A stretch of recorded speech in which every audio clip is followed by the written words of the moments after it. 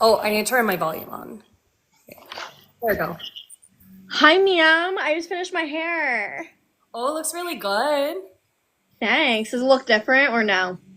It looks really glossy. Like you did like a glaze maybe or something. I'm Yeah, not I gonna did say though. color. Yeah, I did a full color on myself. It looks really good. Thanks. Your I'm hair is obsessed. long too. Did you straighten it or is there like extensions? I did straighten it. Oh, okay. Because like it looks like an inch longer.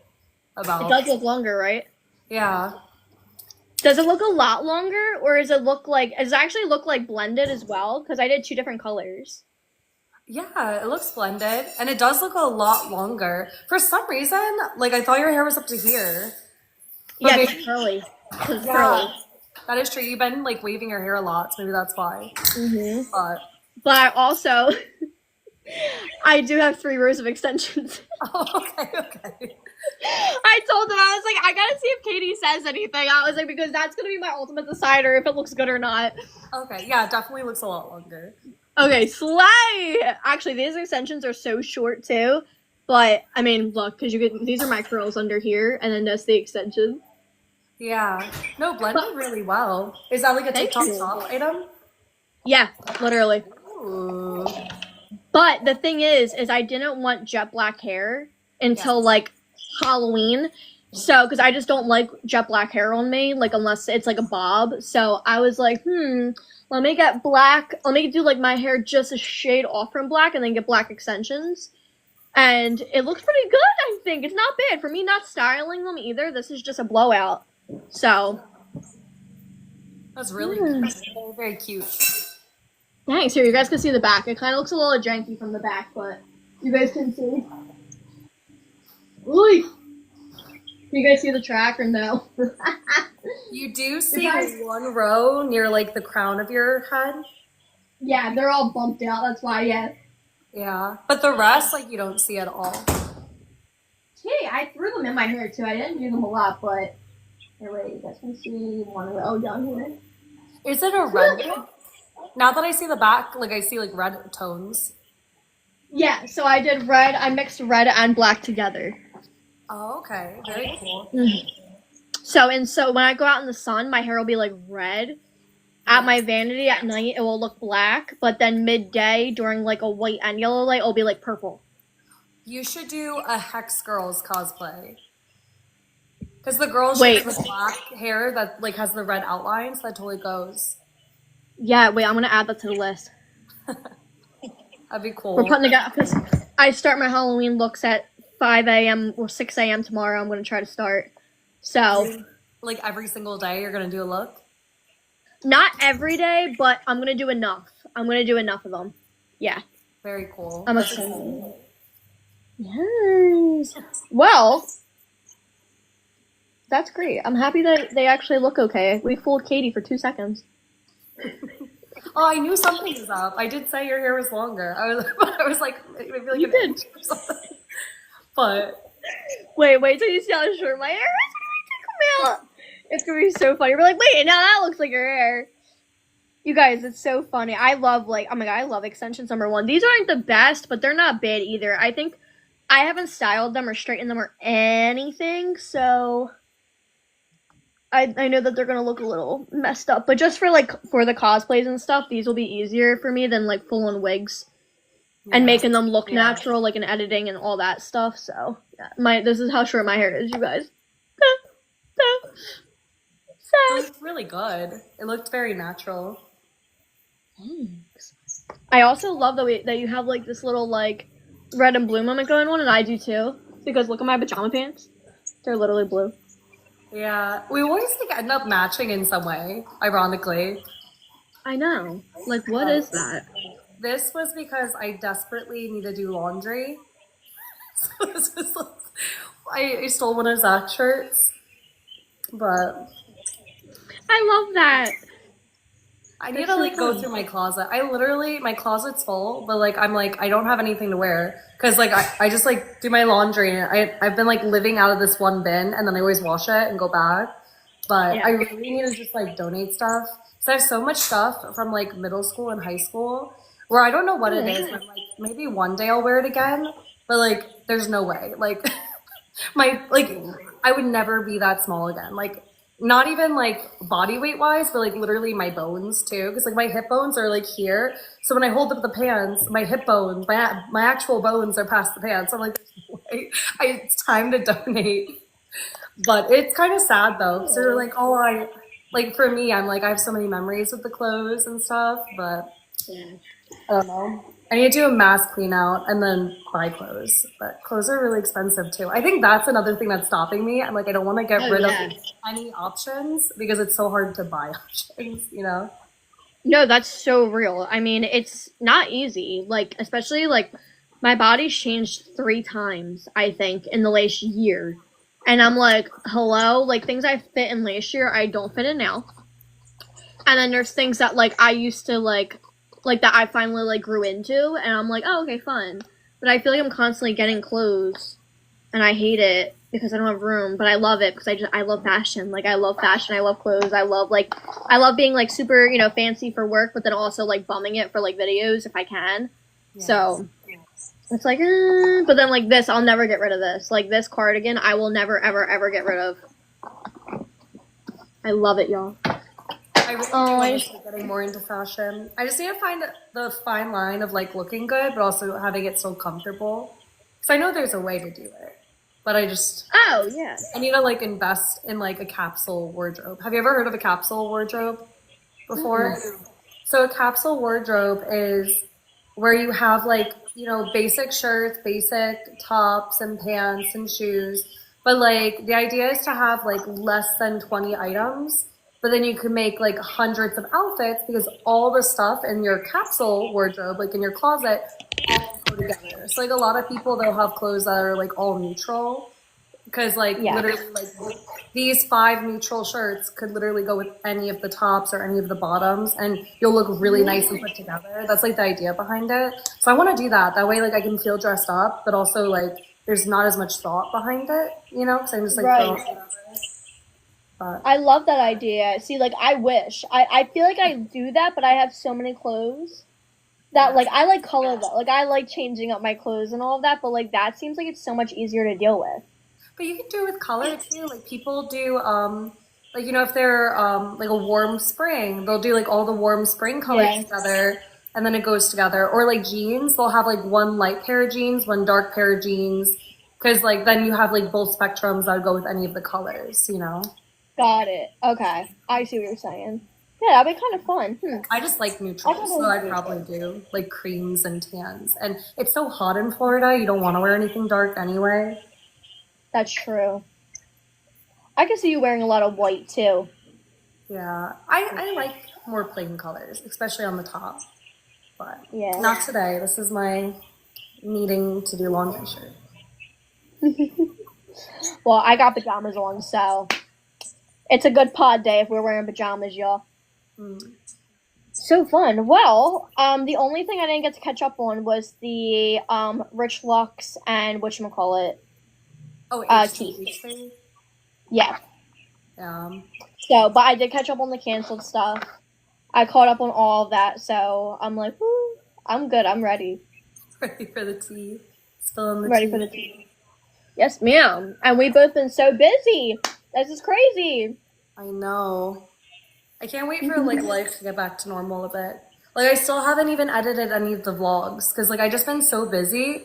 I feel like all my creativity is just sucked out of me because I'm just so tired. So like no, literally. I literally just went on my computer and I put all the videos just in time order and they've been sitting there for like almost a week. Because I'm like, I don't want to edit it because I feel like if I do, it's not going to be a good job so I'll feel rushed and then like I just have zero creativity right now. Oh, poor Katie. No, I feel you. I feel like I've just been so busy with work and then my friend was in from out of town and we were just everywhere, and like I feel like everyone's like pulling me in 1,000 different directions, and I'm like, it's Halloween. I have to like full swing everything because this is the time I grow the most on social media, so I have to push.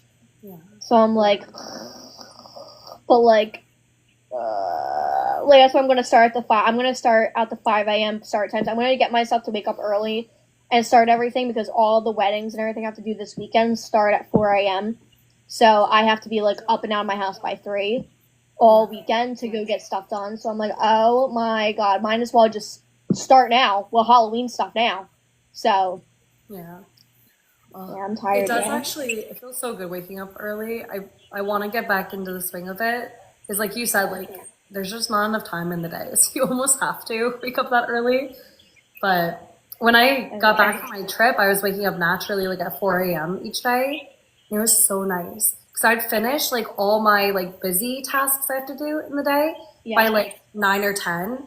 So then I was able just to do like social media afterwards. And that felt so nice. Because like when I Yeah. go live normally and I have like housework to do or errands, it like I feel like I never have a good live because I'm stressing. So I'm thinking like, oh, I have to get off and I have to do these things. But getting back on the trip, I was like, oh, this is so nice. And then I got sick.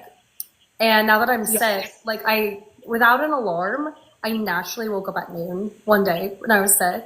And then after that day, it totally messed up my sleep schedule. So now it's like I have to rip myself out of bed at 9 a.m. Yeah. I'm just like, oh, I wish I could have stayed on that 4 a.m. schedule. But being sick, it like literally, I think it like, what is it called? Like, sleep something, like where you're awake at night and want to It's sleep like all day. insomnia. Insomnia. I feel like it gave me that because like because I was sick, I kept sleeping all day and then it just kind of forced me to be awake all night.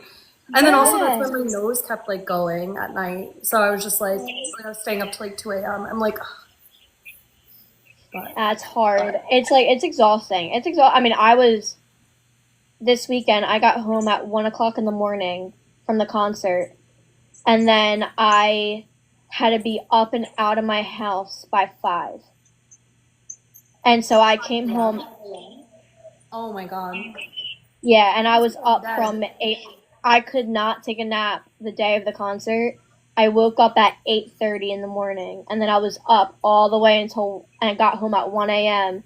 and then woke right back up at 5, got ready, left, got home at 1:30, and then that afternoon, and then I literally took a 2-hour nap, woke up, and then went back to bed around like 9, 10 o'clock that night. I was exhausted. I'm Was still the concert recovering. fun? Was Oh, it so worth much fun. it? 1,000%. Oh yeah, 1,000%. Who did you see But again? It was like 21 21 Pilots. Pilots. Yeah. Fun. Yeah, it was an amazing concert. They put on a great concert, y'all. If you don't even know who they are, or like if you just know 2 songs out of like the whole set list, like they just do such a good concert. It's like just enjoyable to be there. Especially because they're so interactive with everybody. Like we even had like bracelets that like all lit up in like in harmony and in unison with like the songs, and it was just like that alone was like so fun. And they would they did like a whole speech, like they bring up like kids to the stage and stuff. They do like a whole presentation for like their oldest fans, and they have like a little documentary thing that they start shooting from that morning that they played during like the one song, and it jumps into the song. It's very very very interactive, so it's just such a fun time. That does sound really cool. Yeah, yeah. Was there any like Um, cool openers? Dayglow actually opened for them. They had one popular song on TikTok, and that was it. So, but I know some of their music just from like just listening to so much music. I know some of them. But when we got there, I was like, "Oh my God, Dayglow!" Like Dayglow's literally opening for them. There was like a big, like on the stage, like a big banner, and I was like, "No way! That's so sick!" So, we got to listen to a few. They only did about 6 songs opening. So, and their songs are under 2 minutes. So it was a very quick opener. That's a And the lot concert, though. yeah, it was a lot Right. for them considering Yeah. they've never been on a tour. So I was like, they did really good though. They did really, really good. Yeah. I went to the Ed Sheeran mathematics tour, like one of the things for it. And like he had openers, but each opener only did one song. Oh wow. Like that was it. So like they had one girl and then they had a guy and then they had Ed Sheeran and then they had a closer, a different closer, and then all 4 of them then sung a song together at the very end. So like to me, 6 songs, I'm like, ooh, they like, that's almost like a full set, you know? Yeah, Compared to right? that. No, it was a lot. They did real, and they did like really good. Like they even said they were like, we're nervous. Like we don't know. Like we've been doing this for only a few days, and we're nervous. But like, let's rock and roll and like have fun. So it was just a good time overall. Yeah, It was very really cool. good. Yeah, I So for love the it. podcast, should we just like say the podcast intro at the very end of all this? Just edit it at the beginning. That sounds good. Yeah, I'll try to play around with it tonight and get it up by tomorrow. Tomorrow Okay, afternoon, cool. guys, for replays. Cool, cool. Yay! I did my very first ever YouTube live stream, and it actually did really, really well. And then we had a Wi-Fi, like a regional outage. So I literally had like 60 people on, which I haven't touched my YouTube in a very long time. So I was like, oh my God, I have 60 people. And then my Wi-Fi went out. So my whole point of saying this though is I'm now really confident with the YouTube live streams. Maybe we could start live streaming on there. Unless you, Yeah. if this is like really easy for you, obviously we can do this. But like if we No, it'll ever be do like easier if we get on YouTube. what? Yeah, it'll be easier on YouTube because we could just directly upload it right after. Yeah, well, you don't even have to. It automatically, like when you're live, it automatically just saves it. So you don't even have to like download it after. Yeah, so it's all easy. And like people still can like, tip you and whatever. And then it also helps your YouTube channel a lot. Because I did that one live. And then like all my videos then bumped up because I guess people then looked at my stuff, you know. Okay. It really pushed me like in the algorithm because I did not expect to have that many people on. Yeah. Yeah, that's actually amazing. Are we able to do a split screen on there? Like invite somebody? So I downloaded Streamlabs, and through Streamlabs, I was screen recording my computer. So if we did something like Zoom, or I think you told me of like an app, so we could, split screen on the computer, and then like I'm literally just sharing my screen on my computer, and that will automatically put it on YouTube. So you do it like that. Oh. Okay. That'll be interesting. We could try that. I'm down. Yeah, and like the cool thing too with like Streamlabs, we could have like a really cool opener. Like I could play our actual East Coasters opener, like well, I'll have that while we're on standby, and then I could do Yeah. a countdown, and then we would be live. Like it almost has like a mission control center where you can like press different buttons. So like even though you are live, you can be playing all these different things. And like they even have like built-in games. So like your people could be playing games while they're waiting for you to pop in, just to help with like retention. But I just thought that was cool. That's really cool. Let's try it. Let's try it soon. Yeah, for sure. Maybe that could be like a season finale type of thing. And then we could take like a little break and then really hop into like trying to do the guests we wanted to do for the podcast. Yeah. Yeah, no, for sure. Yeah, That I would think be it'd be so awesome. fun. Thank you, Destiny. But if we get it figured out, I could see us doing it for every single podcast episode. Because Yeah. with the screen recording, like say if we want to talk about the H3H3 podcast, we could literally do what they do, where they play a video live and we could live react to whatever is going on. Just like how they do it. Oh my god, let's try it like soon. I Yeah. would love to even just do like a tester. We could even do like a 30-minute tester. Okay. And then we could even do, and then we could do like a finale. I still, guys, literally fire me.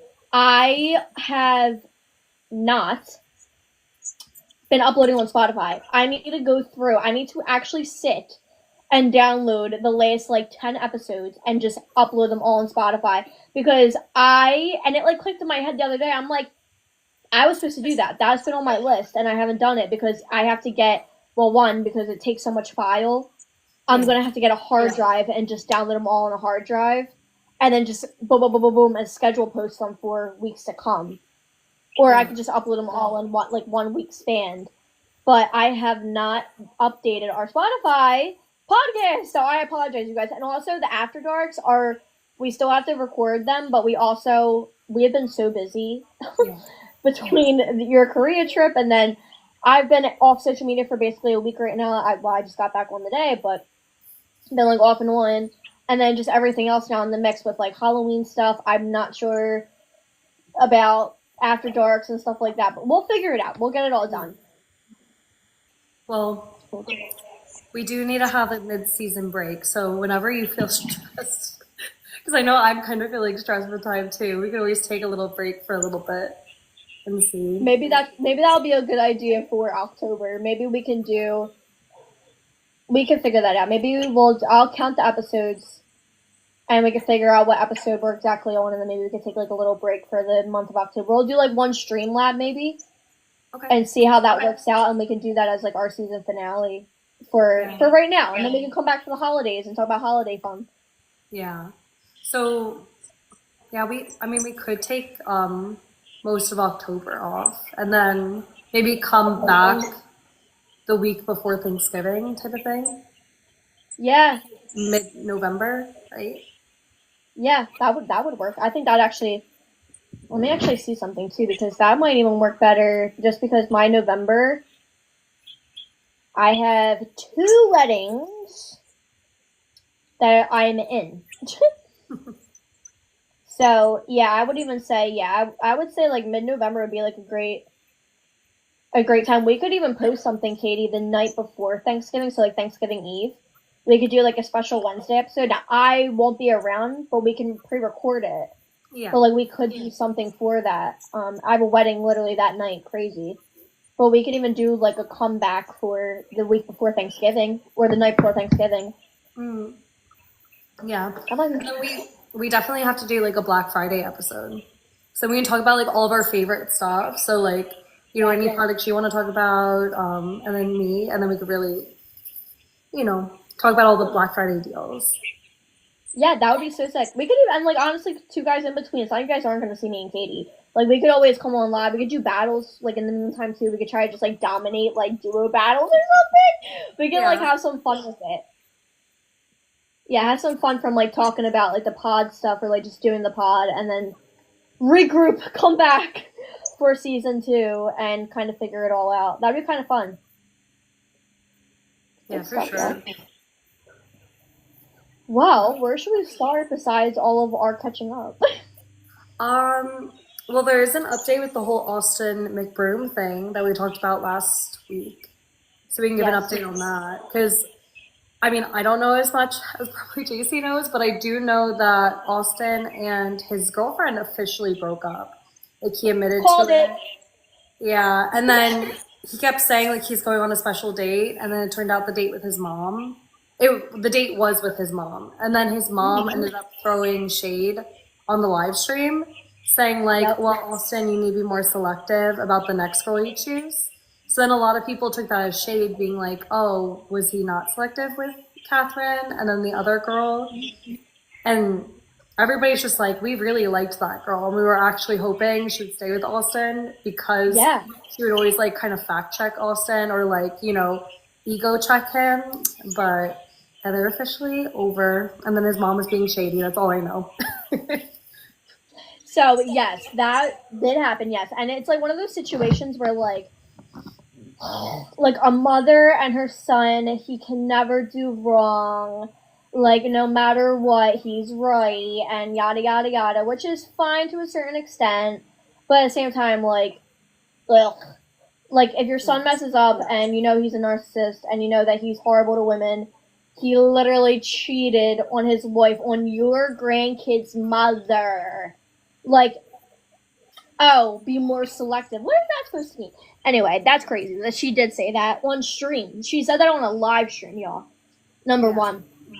Number 2, this Saturday, Cathrine did get married to Igor. Period. Good for her. I'm so happy for her. She looked incredible. People are mad though because she didn't get the girls like their hair and makeup done. And people are like, why is Elle's hair, or why is Lila? No, not Lila. Oh my god, the other kid. Whatever her name is. It's not ringing a bell for some reason. Aliyah. Aliyah's hair also is like their hair wasn't done. It was like just thrown back in a ponytail. but their hair was like all straggly and like didn't even look like it was like washed. And I'm like, I mean, they're kids, you know, like she didn't want this wedding to be like the royal wedding. It was very like natural and very spiritual, and like all of her little details from like her dress all the way to like the church that got married, and people thought they got married in a Catholic church, but they didn't. They also didn't get married by a priest. They got married by in the Estordadal church. It starts with an A. I'm not sure, but people were like mad, and they were like, "Why didn't you get married in a Catholic church?" But she's not a Catholic, so very like weird. Just like people's inputs on weddings, as Katie also knows very well. Like you could do whatever you want in 2025, guys. You know what I mean. So it's very interesting, but she looked gorgeous. Her makeup, people were like, "Oh, I thought she was gonna be way more glam." Like in the bridal world, because you guys know that I'm like deep into it.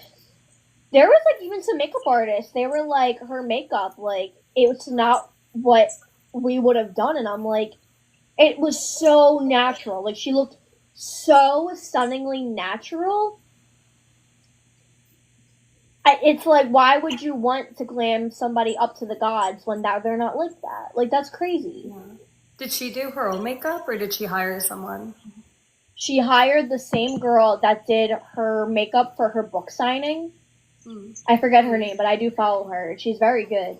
But she just gave her a very elevated look, a very natural but elevated look. So I didn't see the problem with it. I thought she looked gorgeous.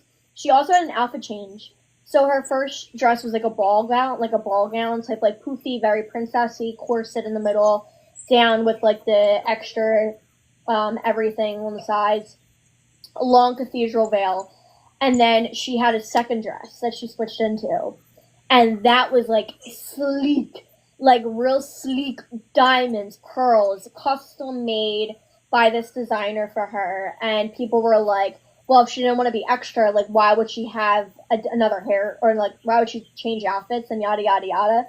Yeah. And I was just like, people are so mad over nothing. Like, it's literally a wedding. Like, leave the girl alone. If it's her perfect wedding, leave her alone. People are like, I don't like her second veil. It was very, like, lacy, like the old time, very, like, lacy, doily, like, type veil, very, very long, very, like, to her head. Like, it was pinned very, like, close. And people were like, it's hiding her hair. Why would she do that? She looks stupid, blah, blah. I'm like, let her be how she wants to be. Like, oh my God. So. People are way too judgy. Way too judgy. And whenever there's so much happiness, people always want to pair it with so much hate. Like, I don't get it. Like, why can't you just be happy for a person? Like, why do you have to pick it apart? And I get there's the argument of like, well, don't put it online. But it's just like, I feel like that's not fair, because like, you know, it's okay to share things. Like, it's a public space. The internet is still like a public space, you know. So anybody, like, I think it's fine to share, and you shouldn't feel like, okay, well, I'm now having to be critiqued. You know, it's okay to like, you don't have to say anything. But. Exactly. Also, Austin was not at the wedding, guys. He was not there. So. He apparently had like a little crash out like on the like night of the wedding on stream, but I don't know if that was actually recorded that night or not, because I was at the concert, so I couldn't figure out where he was. But I just saw a few clips where people were asking him about stuff, and then he also said something about Igor again, but it wasn't like anything shady. He was just very much like, he said that he's like happy that his kids are always going to be fed good because he's like a full-on chef. Yeah. And like Austin said, he was like, I'm not like that. He was like, I could pay for food that he makes, but I can't. He's like, I could never be like that type of person. I can just chef it up like that. Like, he's just an amazing chef, and my kids love his food. And he was like, so like, that's good. So very, very weird by Austin, but you know, I mean, he's just a weirdo. He's a man that's like a narcissist and definitely has issues. And yeah, Connick even said if I'd be telling him to take a break if I was his mother. Exactly. Like, take a break. He said that to his mother, though, because his mother on the stream was like, you have so many options, you can choose whoever, you can be selective. Like, she's like, you should go on a date. And then, like, he was telling his stream, like, it's so funny when I said I had a date, a lot of my people on the stream said it was my mother. That's what he was saying.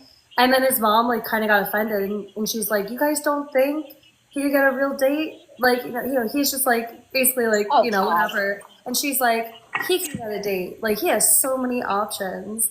But I'm just like, I feel like as a mom, she shouldn't be saying stuff like that. She should be like, you know, I don't know, like maybe you should work on yourself. But it did show some like character improvement that Austin was like, he said that to his mom. He's like, no, I need to focus on myself, work on myself, go to the gym. Like, he's saying it to his mom, and his mom's being like the hype person, being like, no, no, no, just date everybody. You have so many options. But I don't think she sees it. Like, because I mean, he literally like cheated on his wife. He did all this horrible stuff. He did all these kooky things online. Like, how do you not see that? And like, how can you not, be a mom in that situation and like tell him to like grow up? It's weird. Actually, wild, insane. I'm so happy Cathrine is married though, and she like people are saying that she looked sad, like during the wedding, and it's like, I mean, not for nothing, but like, I'm sure that she had everything I feel like she has everything she's ever wanted, which is amazing. But when you're with somebody for so long and you thought all of that day was going to actually be a little bit different in a way too, it's probably really emotional to be like, wow, I'm so happy where I'm at now, and like I love this man, this is amazing, but also like I didn't think that it was going to be like this, like at all.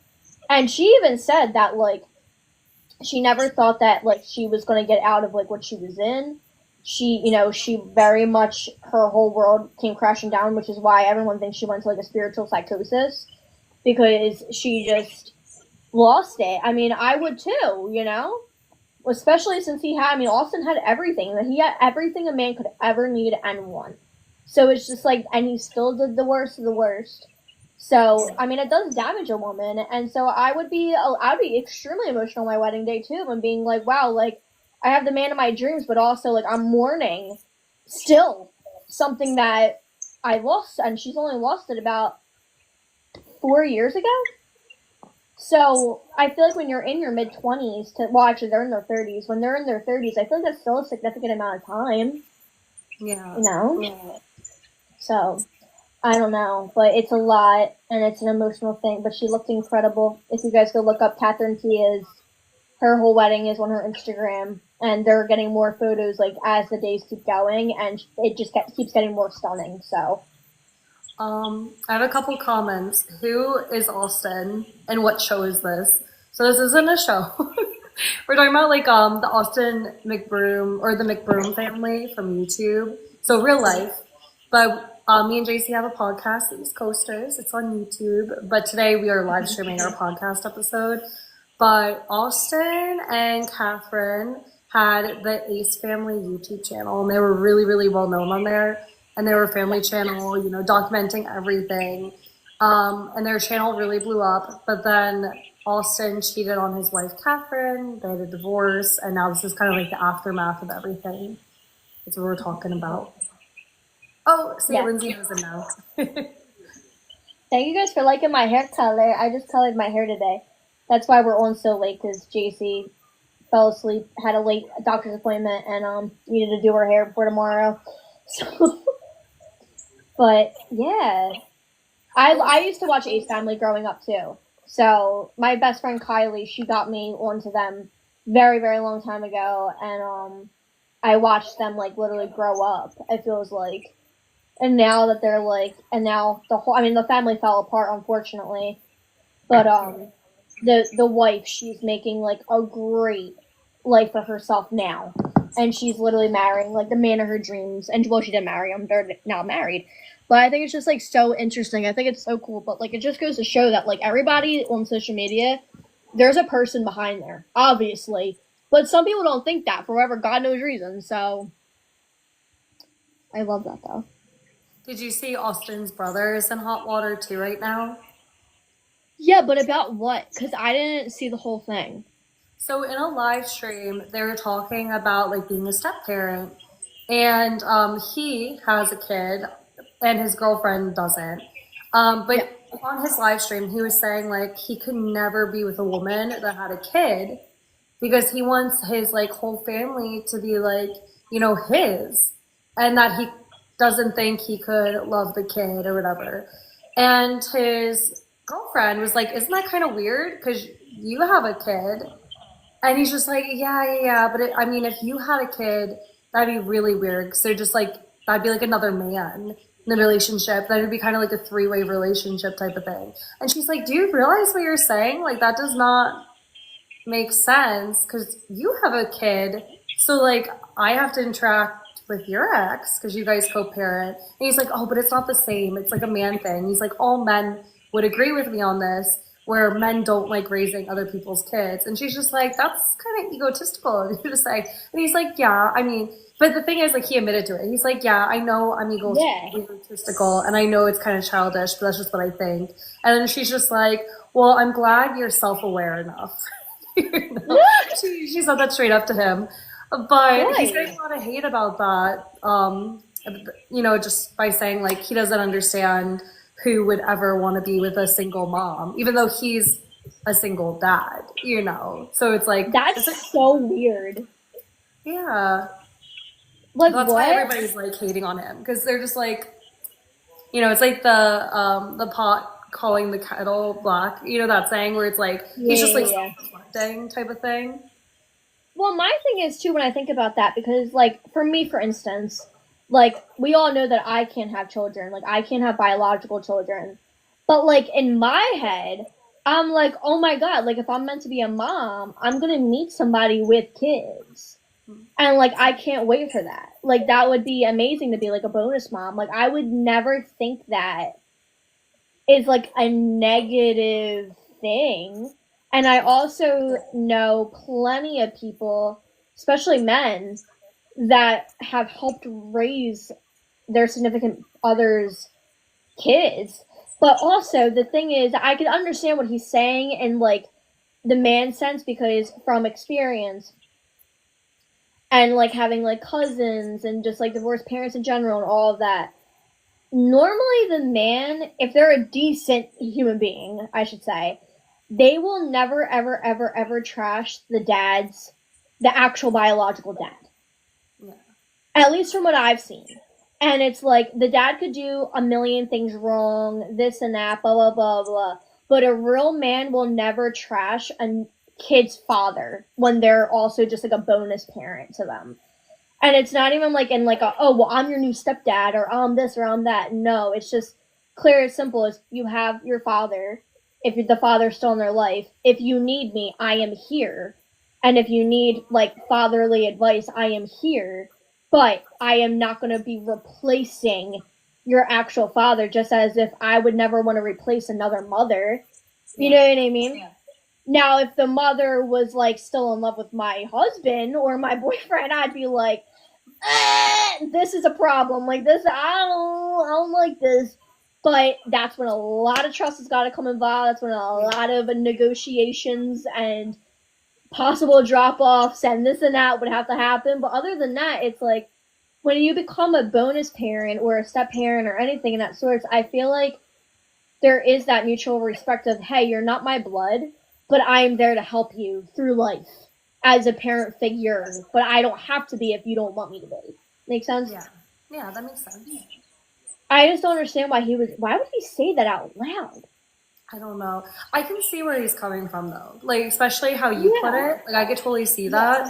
But it's just like, yeah, why would he say that? And the way he said it just kind of made it seem more like, I don't know. It didn't sound right. He could have said it in a much nicer way. Yeah. He could have said that a whole lot better. A whole lot better. And I do believe that, I mean, obviously men think so differently than us. Yeah. And I feel like mother to mother is completely different to a father to a father. But at the same time, they all have the same monkey brain. So it's like they all at the wire, it's like, okay, we want to protect, we want to love, we want to help. race, but one is just blood and one's not. And that's up to the kid to really also decide which one they want to be closer to. That's not really anybody else's fault. I mean, if you're horrible to your kid, you're horrible to your kid. Like, if you're mean to your kid, yeah, they're going to go to the one that's nice. Like, that's just plain and simple, you know what I mean? But it's just so interesting why he would, like, he's just such a public figure, too. Like, why would you say that? Or anything around that. Like, how would you do that without, like, that's what I don't understand about these people. Yeah. Especially, like, when he's literally just talking about his situation, but, like, in reverse. So, I don't know, it felt demeaning against single women who have kids. Yeah. Yeah, no, I never really liked him either. I used to love Austin, but I really never cared for his brother. I mean, they say the whole McBroom family has like issues because like his brother too. He was married to, was it Shyla or Shayla? And she came out saying a bunch of things that like Austin's brother stole so much money from her. So, Yeah. and his mom specifically Yeah. stole so much money from her. And so when she left the relationship, she had like nothing. And that's why it was so hard. She felt trapped because they literally like, they took all of her money and like schemed it away and stuff. And she's literally like mother of his child with nothing. Like, cause him and his mom literally sucked everything out. Which is crazy. Like, what is wrong with people? We need to do like a deep dive episode. If anybody's interested. Like look up all the facts and like go through the story from all the different angles. That'd be interesting. It's so crazy because like especially if anybody ever like if you guys ever want like some like lighthearted, loving like family vlogs, go look at the old Ace Family videos. They are such good videos.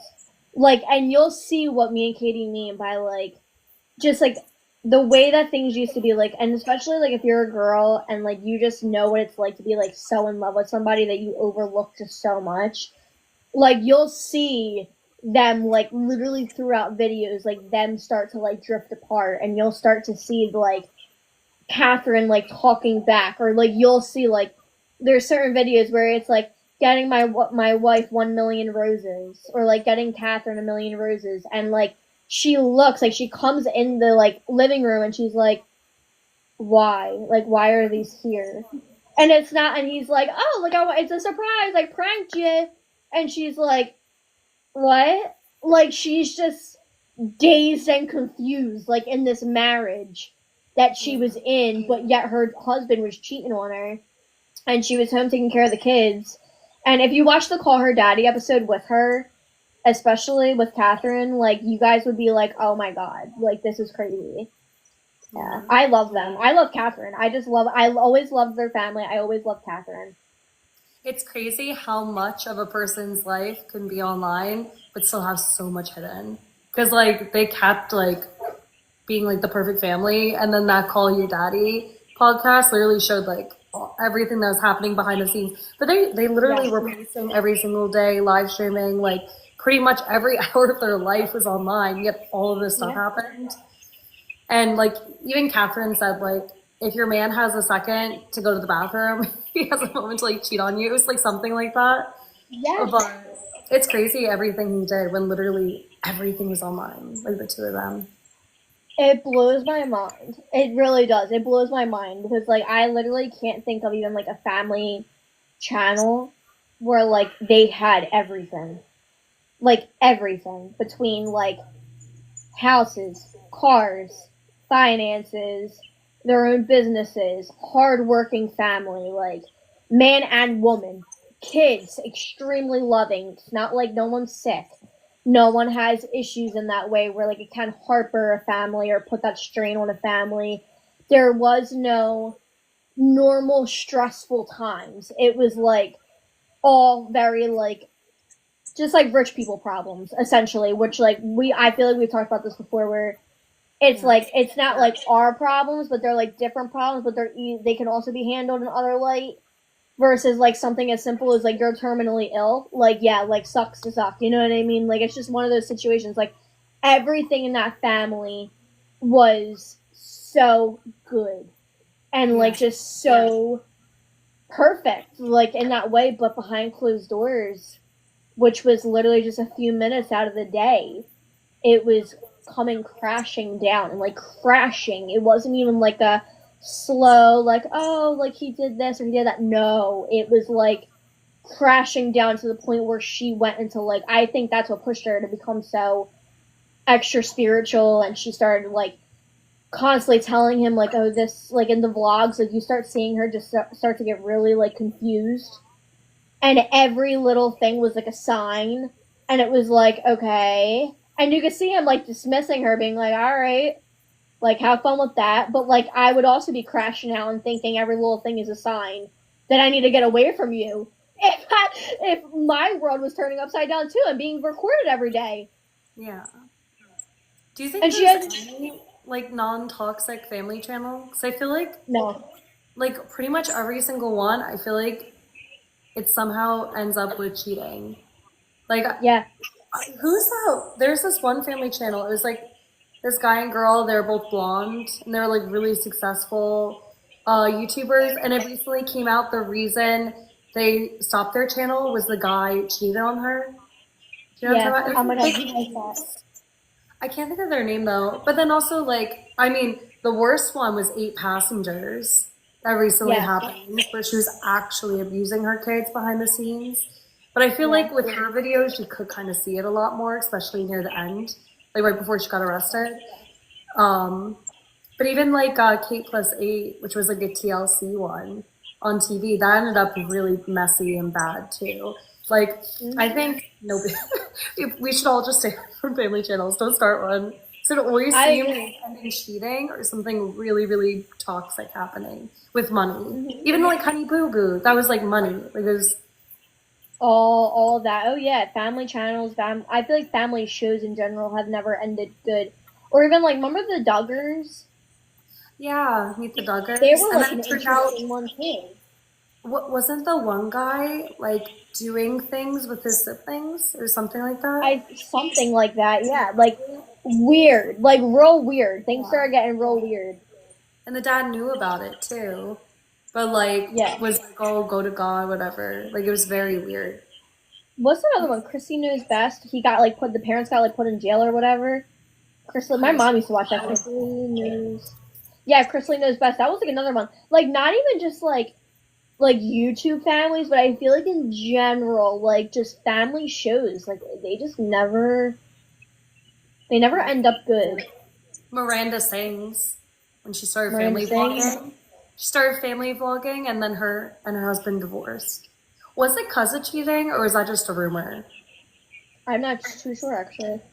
Because there's like Let a me see. rumor that she was cheating on him with like a young boy, wasn't it? Like a 13 or 14-year-old, or like it was like something weird. Oh my god. Wait, hold on. Colleen. We're gonna fact check this. It happened such a long time ago. Yeah, it happened in 2016. Yeah. Because I know she did that one weird thing with one of her young fans. Like she sent a bra to him and then was texting a lot, but I don't know if that was like the reason behind the divorce or if there's just multiple reasons. I mean, I would also assume it's multiple reasons. So, growing issues within their relationship included a perceived lack of emotional connection and relationship with Eric, whom she later married. After years of appearing together in public with censorship, they separated. He said he never came out publicly and said anything, actually. So it's all like speculation. Yeah, it says that he was like done. I think like done with like the internet, done with the recording, done with the constant cameras. Yeah. Yeah, it fell apart because she met. Oh, Colleen and Josh is divorced because she met Eric too. It really is that simple. It's not a coincidence. That's on Reddit though. That's so weird. That's so sad. But like that's what I mean. Like it's just I don't know. It never goes well. Even like relationship channels, I just don't like them. Yeah. Because you're inviting thousands upon hundreds of people to judge a relationship daily. So like imagine like if you ever have a fight, like your fans or your audience are gonna choose a side, and then that's just gonna cause like so much tension in the relationship, with Yeah, it's not worth everything. it. It's not worth it. I also just don't like the obsession. We talked about that many times where it's just like the obsession point of view too. It's just not worth it at all. Yeah. But that also being said, remember when we were telling you guys about Trisha Paytas and Moses and how they got connected because of the H3 podcast? So Rich Lux got himself in a little bit of trouble this week. A little bit more than he has in the past. And he went on the podcast, right, Katie? Yeah, that was such a smooth transition too. I was like, what is she gonna say? And then I'm like, oh, that was so smooth. Thank you. Very nice. I'm good at this little podcasting thing. Guys, I love it. We're learning. So, Rich Lux went on the H3 podcast. If you guys have been listening, you guys know we love Trisha Paytas, full on stands, love the queen, clock it. The owner of H3 podcast, what's his name again? Ethan Klein. Ethan Klein. Ethan Klein and Moses, they're brother-in-laws. Correct, Katie? Mm-hmm. So, they're brother-in-laws. Trisha Paytas met Moses through H3 because she used to podcast with Ethan. They had a big falling out. We've talked about that in the past. You guys already know the tea. If you don't, you guys can go watch back in the other videos on YouTube.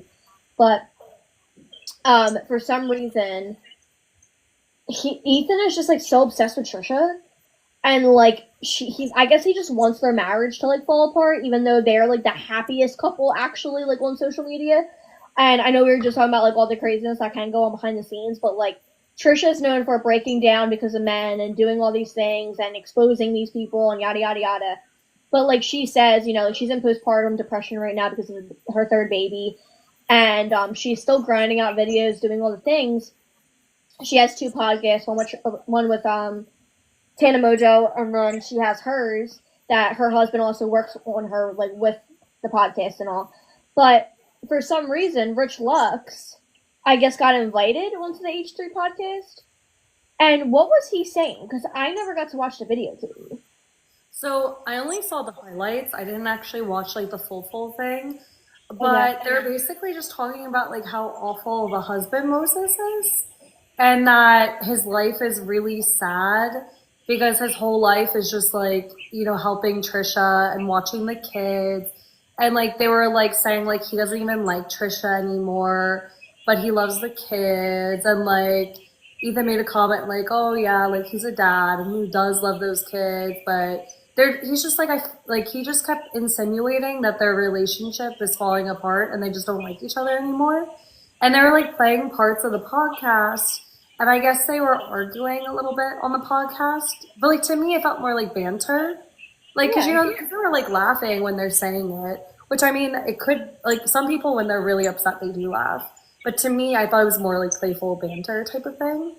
But they're just they're just speculating the state of their relationship. But like apparently like Ethan and them don't even talk anymore or anything like that. Like they're completely separate. But Ethan just really, really, really dislikes Moses. Like you said he's obsessed with Trisha. I think he's low-key obsessed with Moses. Because there's so many times he brings up Moses. And like he'll like say like private conversations and things like that. Or he'll blast Moses online. Because Moses is very close with his mom.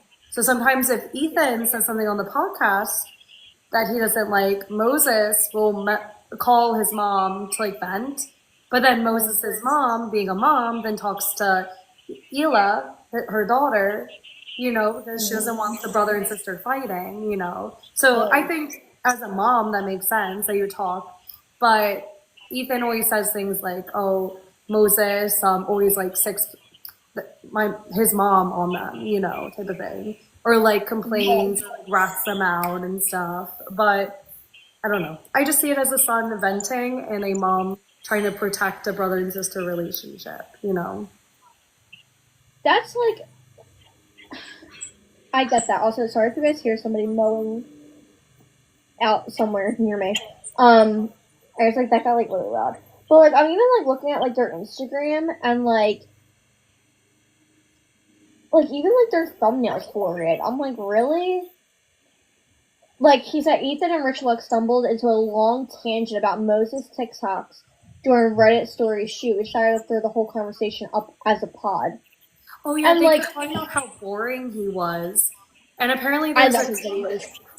there's a comment under he was like reviewing canned vegetables, and somebody Yeah. said like, "Oh my God, Moses, you need to do like an audiobook because your voice is so soothing, it helps me fall asleep." And Moses hearted it, and Ethan's like, "Moses, you shouldn't take that as a compliment. They're saying you're so boring." And then they went on a whole tangent about how boring Moses is, and then his whole life is just his kids, and basically like do better type of attitude. But I'm like, that's like literally the job of a father, and that's so sweet. He loves his kids so much. Like, how is this an issue? God forbid a father be a father nowadays. Yeah.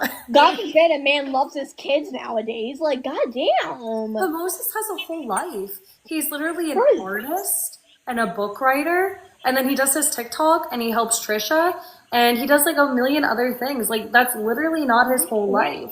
Like he is a successful artist and stuff. Like he has like other things, but they just don't see that at all. Which is weird. If you Either guys- they're ignoring it or just don't know. I think they just want to blow smoke. Like, I think they literally just want to be annoying and they want to be rude.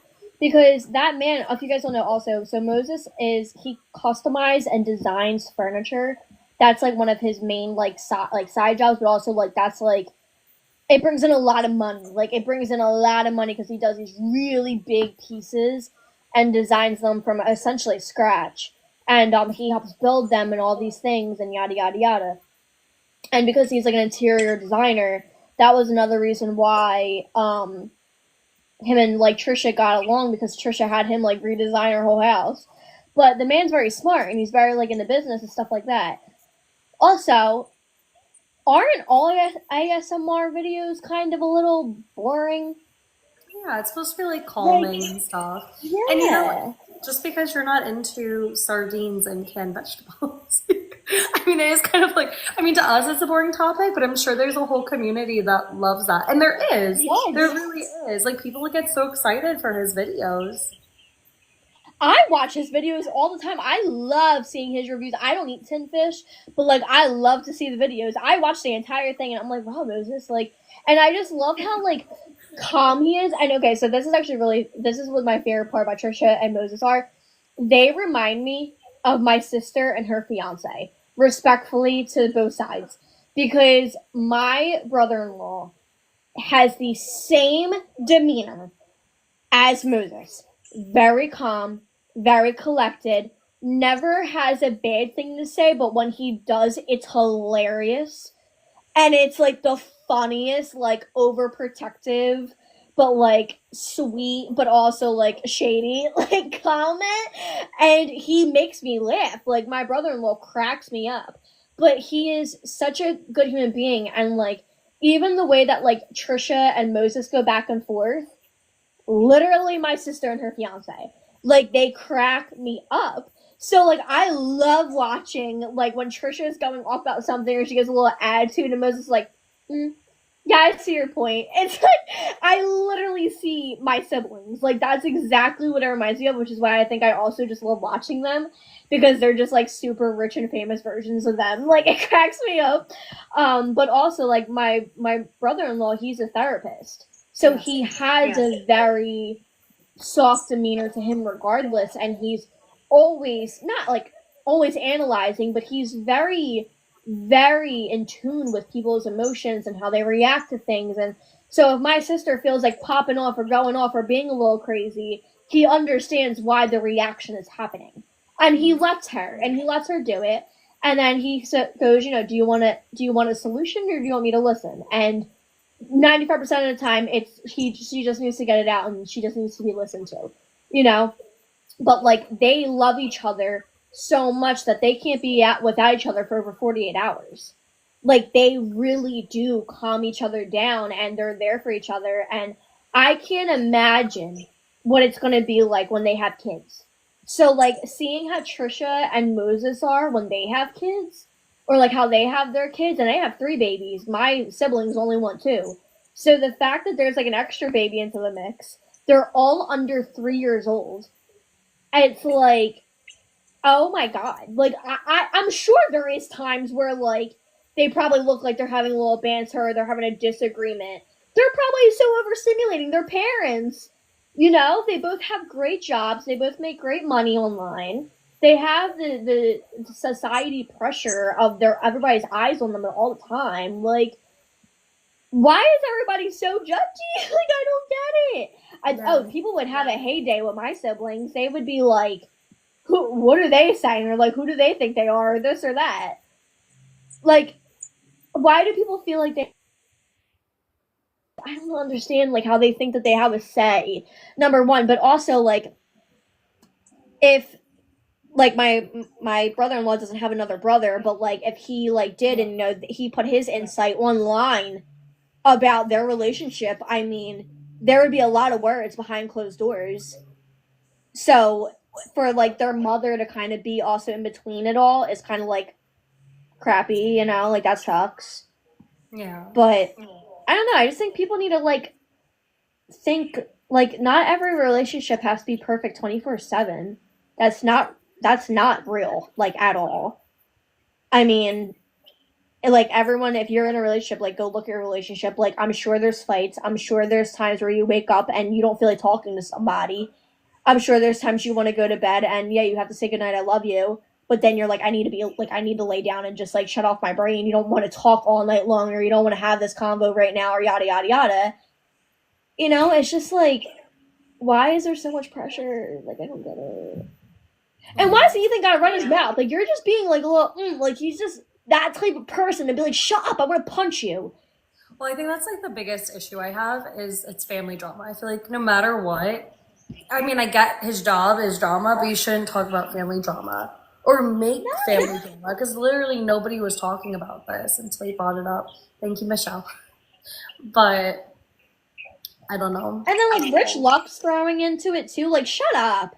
Like, he's, like, low-key been getting on my nerves for, like, a few months now too, and I've battled him before, and I don't even care. I'll publicly say it.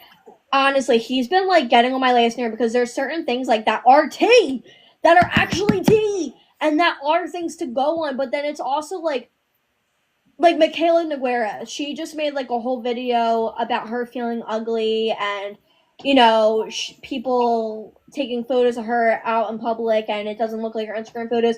And, like, him just being like, oh, because she Facetune, she do this, she do that. Like, she's fake, she's fake, she's fake.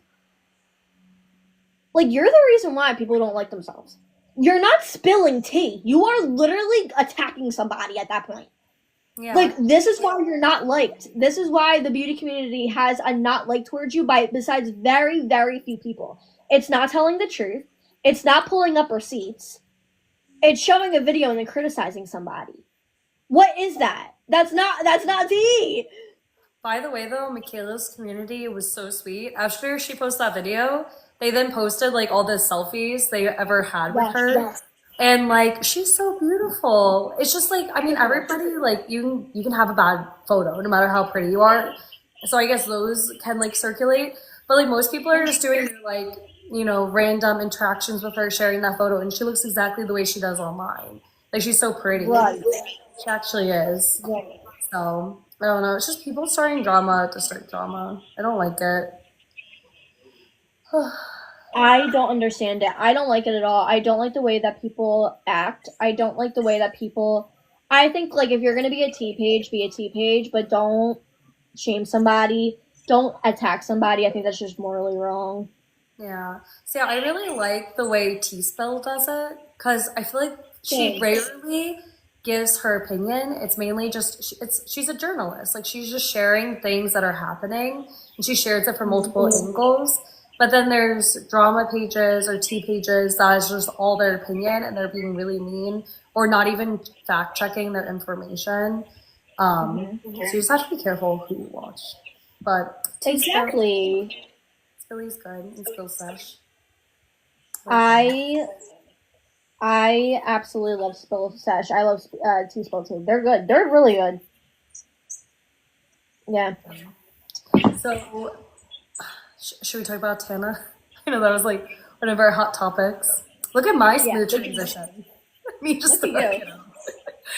But so the cancel podcast is officially over. I know we kind of talked about that the last episode, but it is official that it's over. They just announced it, I think, like yesterday afternoonish. But it's like I didn't watch the podcast yet, but I did see some like episodes, and they kind of like treated it like as a funeral. And, like even Tana said like she thought she'd be like drinking champagne and be all happy, but it really just felt like an end. Um, but in the nice part about it though is like her and Brooke's relationship has healed so much, and now things are like back to how it used to be, which is really nice. But on that podcast, she also spilled some hot tea about Jake Paul. Did you hear about that? About So I heard a very small clip of it yeah, that she was actually like in love with him, yeah. So and it was I'm not very sure. damaging. Yeah, like it's crazy because online she did that whole like stunt where she married him. And like everybody like it was like, is this a joke? Is this real? And like it went on for a really long time. But it turns out during that time she actually did love him. All the way up to the podcast. She started canceled, still in love with Jake. And then eventually she drifted apart and then met her current guy, Makoa. But it is crazy. I feel so bad for her. Imagine all that. I honestly, you know what's so sad too is I can. Like, I absolutely can. And I think it's because there was, so, like, I understand it to a certain extent, too. You know what I mean? And I think that, like, being online, like, and honestly, when she said that, I was like, damn. Like, that hits in, like, a different way, too, because I think when you have such a, like, a public relationship for a while, let alone millions of eyes on you like that, and then when they did like divorce and like break up or whatever, the fact that that was public and it was like a haha, well we just pulled on you, like that's it, like that's done, next video, next stunt. It's like the fact that like she is a girl, she's, you know, I feel like we have stronger feelings sometimes normally for men a little quicker, especially when she's very open about like her past and the trauma she's been through and things like that. And you know, there is sometimes like there's certain, I don't want to say like mental, like a disorder, so say, but there's certain traumas that we go through in life to where you can attach to somebody a lot quicker than, you know, than some others, and that's completely okay, and that's very, very normal, and it's nothing to be ashamed of. But there is sometimes times where you hit a rock bottom and you realize you got attached to somebody way too quickly, and I think that literally happened to her. And I think that even though I think that people still to this day don't understand when you turn on a camera every single day and you have to act a certain way, you are still acting and feeding into your brain of like Delulu. It really is. And it's like, I can come on here every single day and say, I'm fine, I'm fine, I'm fine, I'm fine. And I'm telling myself that, but also I'm going to crash one day. And that's also what happened to me. Like that literally happened to me. And so, and then I was able to come on here and finally be like, I'm not okay. I just did this, and this, and this. All of these things are going to change. And that's the end of it. But when you are so down deep into it, and when you are making as much money as they were making, when you have to read a script, like, I don't think you guys understand, like, those types of videos, especially those times, it wasn't a free-for-all. It was scripts that they are reading off of. They are acting. They're playing into each other. Even something as simple as, like, oh, say David Dobrik opens a door and say, like, they're making out or something. I mean, at the end of the day, they're still sitting there doing whatever they're doing on camera. So it's like, no matter what, you're going to get close to somebody. Like, you can't run from that. That's not a thing. That's why actors fall in love with each other all the time. You know what I mean? So I think that her just being the way she is and things that unfortunately she's gone through in life, and I think that the things that she had to do online, I mean, yeah, he's successful, he's good looking, he is out of the Paul brothers. I mean, everyone says Jake's a very sensitive one, like, he's the only one that really wanted to do better. He wasn't necessarily a psycho like everyone says Logan Paul actually is. You Yeah. know, so I'm sure that from how big family they are and her having no family besides her friends, I'm sure she did attach to him, and I'm sure she did attach to the family drama and all the things, and she probably did fall in love with him. I would not be shocked at that at all. Yeah. So, and then for, everything just to kind of turn around and have to break away, I mean, it sucks. Also, wasn't that all during the time of TanaCon? Maybe. I don't know the timeline for that, but I'm sure she was going through a lot too. Exactly. So, like, the fact that they also started canceled, what, during that's crazy. Crazy. Yeah. Vlogging back then used to be so big. Like they were literally vlogging their lives almost 24/7. So I can just imagine it'd be so hard to like think like, is this for camera or is this for like, is this real life? Because it literally is 24/7. But Absolutely. that's like the same thing Cathrine and Austin. Similar situation is like she kept thinking like, is this for the vlog or does he actually like me? Is he actually XYZ? Like does he actually care? Yeah, like same thing with Jake and Tana. It is very sad. That's why your whole life should be online. 24/7 at least, not 24/7. You need some moments to have like real time.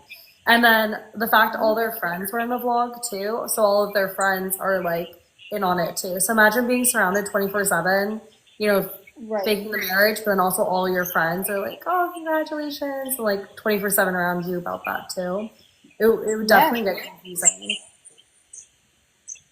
Oh, absolutely. And then, wait, so she dated, I'm like figuring out the timeline right now. Because if that happened during TanaCon too, I could see her being like, Well, TanaCon was definitely before canceled. I don't think canceled was around. So so, no, yeah, it it would wasn't. have happened then. Yeah. So, TanaCon happened 2019, and then their wedding was also in July 28th, 2019. So he was also there through all of that, her being like completely canceled and people hating her, and her having to build herself up. I mean, yeah, you're gonna confide in another influencer, and especially if you're half dating, whether they were hooking up, where they were actually dating, or they were just, or for the cameras or whatever off camera. I mean, you're gonna confide in your friends when you are an influencer and everybody else is on camera too. What can I do? Your brother's been canceled. How did he come back from it? What can I do to get myself back, and healed from this? Yada, yada, yada. I mean, she's gonna have a lot of emotions and feelings towards him. So that's crazy. And it also, I mean, through all that struggle, I can imagine it being harder to get, like, to lose those feelings too. It sucks being in love and then having to, like, get out of that and heal from it and, like, learn from it and actually be okay with it. To be like, yeah, no, like, I'm okay without that. But then she found Makoa and he was, like, diamond, like, out of everybody. And he still is. He's great. I think they're going to get married. I hope they get married. Yeah, she's definitely like in her healing era. They're so cute together. But did you see the drama? Because like she was with Makoa in Hawaii during Brooke's wedding. So that was On their drama too. contract. But apparently she couldn't leave because there's some sort of maintenance thing. I don't really understand. That's the reason why. And she's going to privately celebrate with Brooke. But the whole internet went off on that, being like, I guess they really aren't friends. She's not there. But Yeah. I mean, that is kind of sucky. I don't understand if she was buying a house. Well, if she's buying the house, then I understand she has to be there. But, like, if Makoa and her are, like, moving in together, I don't see why he wouldn't be on that to where, like, she was able just to go. yeah. Well, maybe, But, I mean, if it's just her name on the thing, maybe she had to be there type of thing. Because, like, if, I don't know what his credit is, but if his credit's bad, he may not be on the house. So maybe it's like one of those things. Who knows what the reason was, but they're still friends. They're going to do something like separately. That's what I think they said. are still friends. I think they're absolutely still very good friends, too, despite what everybody's saying, just because, I don't know, like, I just feel like You don't do all of that type of work with somebody just to be done and like be done. Like that just doesn't happen. Like that's weird. Like I think they definitely love each other off camera too. And Brooke started her own podcast. Did you see that? And Yeah. Tana was on her first episode. So she is like supporting Brooke with that too. And then eventually Tana said she wants to start her own podcast and then she'll have Brooke on. Eventually. But yeah, All so right. they are friendly. That's so interesting that like they were both like also just going their own separate ways with their own podcasts. Yeah, so everybody will have their own podcast now, pretty much. Yeah. I wonder what it's gonna be about. Like, I feel like even though I've seen a lot of canceled episodes, I still don't know much about Brooke, like as a standalone person. So it'll be really interesting to see like how she stands on her own. Or if she even is gonna stand on her own. Like who knows, maybe she could have a guest on every single episode. But like I just wanna like it's gonna be so cool to see Brooke as like a solo person and see how she stands out and grows on her own. Right. I hate to like say it like this, and I don't mean this in a mean way, y'all. Brooke on the podcast, it was like Tana's obviously like the bigger influencer, and she's very much like has so much depth of like her drama online. Like her stories go so far back of like her just being insane. But like Brooke doesn't have that like internet history. Yeah. She doesn't have that footprint, I feel like, to back her up. To be like, oh, what's new with her? What's new with her? What's new with her? Besides the controversy that she was already in and already talked about when canceled. Yeah. You're talking about like the Matt Rife stuff? Like the Matt Rife stuff and like even like her husband to be now. And like the like when her and like the girls and like that are friends with Tana, like when they were fighting. And who doesn't support who, and who has each other blocked, and like all her, it's all recent, and like all her crazy ex-boyfriend stories of even like her past. I mean, they talked about it all. So it's kind of just like, or even like Brooke being on like Trisha's podcast a few times that she was on. I feel like they covered so much too that I'm just like, besides like hot topics and like pop culture, like. What is she gonna do? You know what I mean? There's no niche. She doesn't have a niche without Tana. Yeah. So she's gonna have to build one, which is cool too. But like, I'm just trying to think like what, besides her animals on her TikTok, like she has like 3 cats. And apparently they're like really, really expensive cats. And like they're crazy. Like other than that, she doesn't have like a niche. Yeah. Besides I know candy. she does Pilates. That's like She does all I know. Imagine if she just becomes like a workout channel. That'd be crazy. That would be cool. that would do really well for her, I think too. Like that's what I mean. Like I wonder what she's gonna do because like a fitness page would do so well for her. She she does work with Foxy Bay. She just got a giant sponsorship by them. Oh, really? Yeah, which is interesting because Foxy Bay's been like dead, I feel like, for like years now. The only person that's like keeping them alive is like must be Sydney. So like, and then Brooke out of nowhere like came in and they did like a collab and they like sponsored like something for her and then they're like back on the trending page with her. So like, is beauty going to become her thing? Is wellness and beauty going to become her thing? Like, what's going to be her thing? Because, I don't know, it's just so weird to think about. I don't know. I can't judge though, because I feel like that too. Like, I don't really have like a solid niche. I kind of like jump around. What's my niche? Like, Katie, everyone knows you as, number one, you have an amazing fitness knowledge. I feel like everyone knows you for that. They know me for that, but like I never talk about it anymore. Cause like, I don't know, I've gotten like so away from everything, and like we kind of talked about this on the podcast too. I just got really in my head about stuff. So like now my page is just like family, and like traveling and life updates.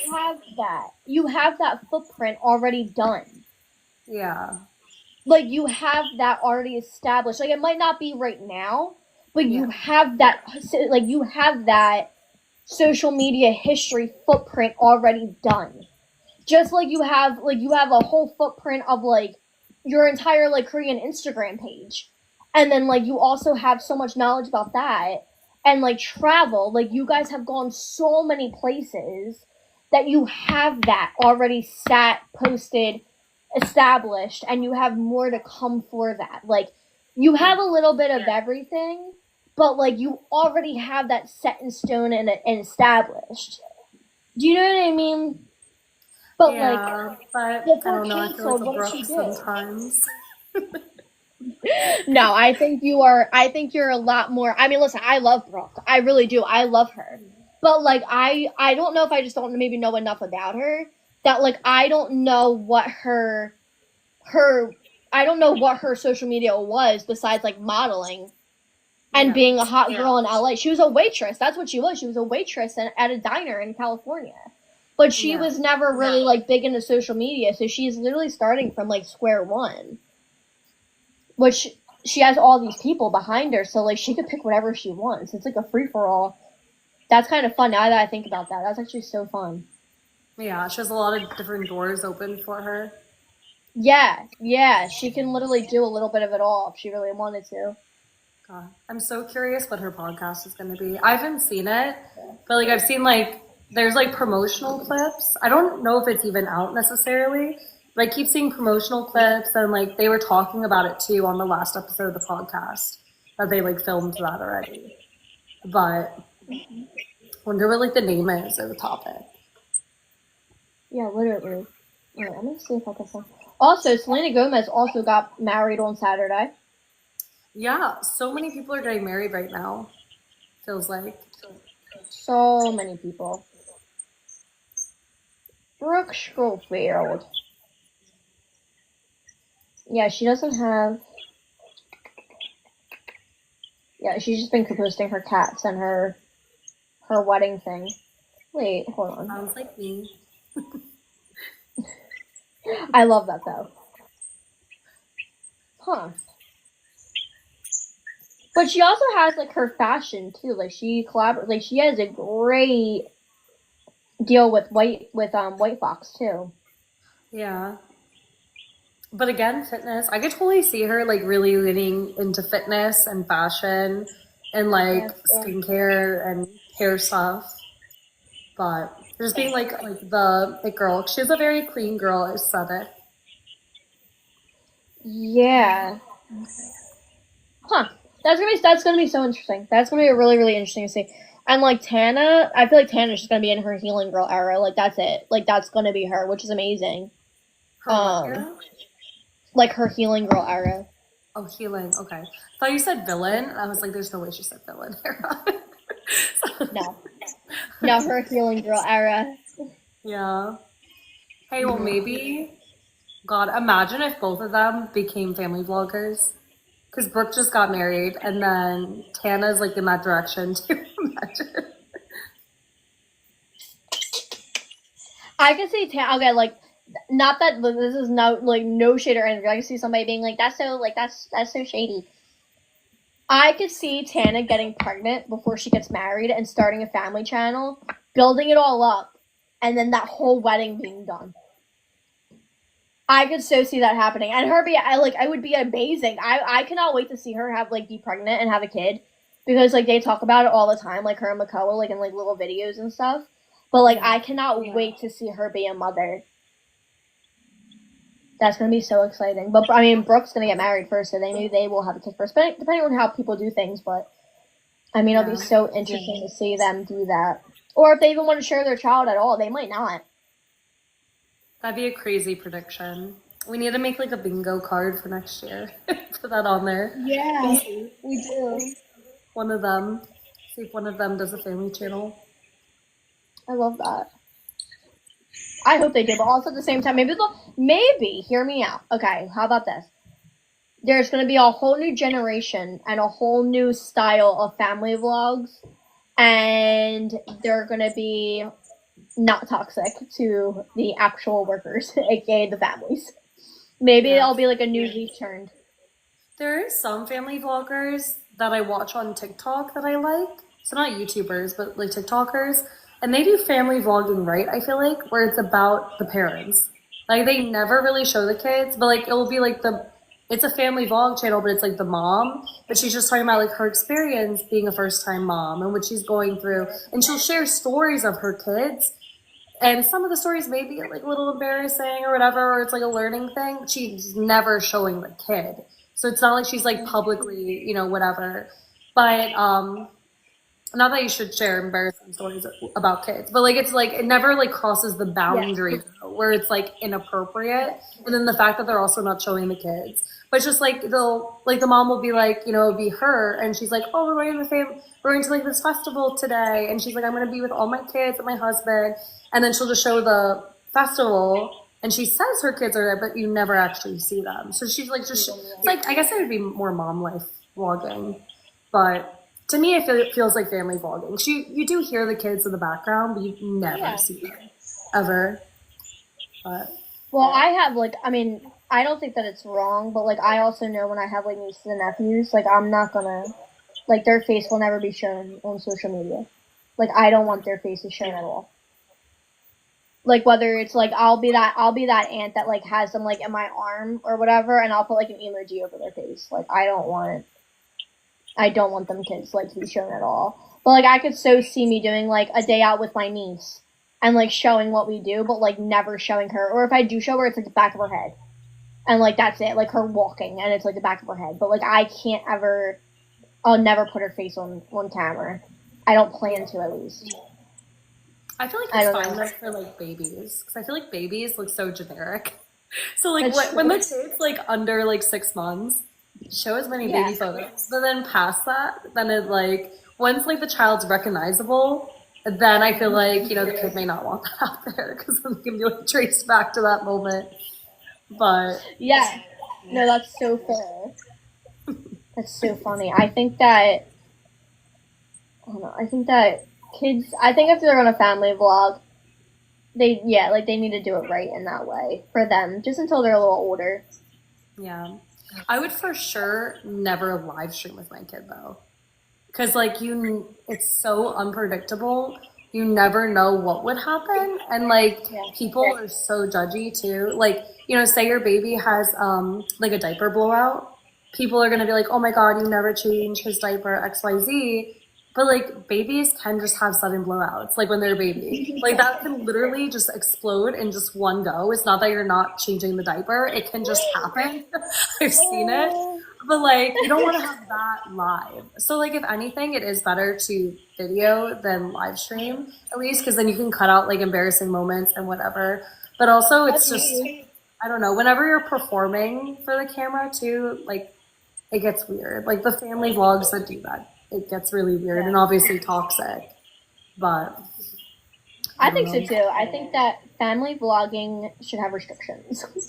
I think we need to have like restrictions on it. But I mean, to each their own, I guess too.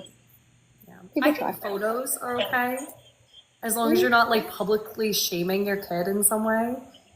Right. Because like some people do those like silly photos where it's like the kid holding up a sign and it's like I drew all over the walls, and it's like a public type of thing. So that was like trending a little bit ago.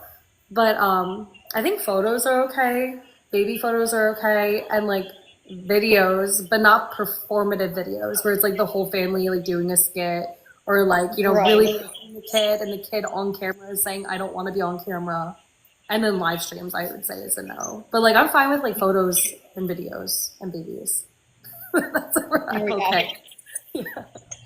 Yeah. No, I think that I don't know. I think it's also hard because like I don't think I'm ever gonna have them, so like I really can't even predict what I would really do with them. But like my nieces and nephews, like I know that my sister she likes a very private life. Like she lives her life very, very privately.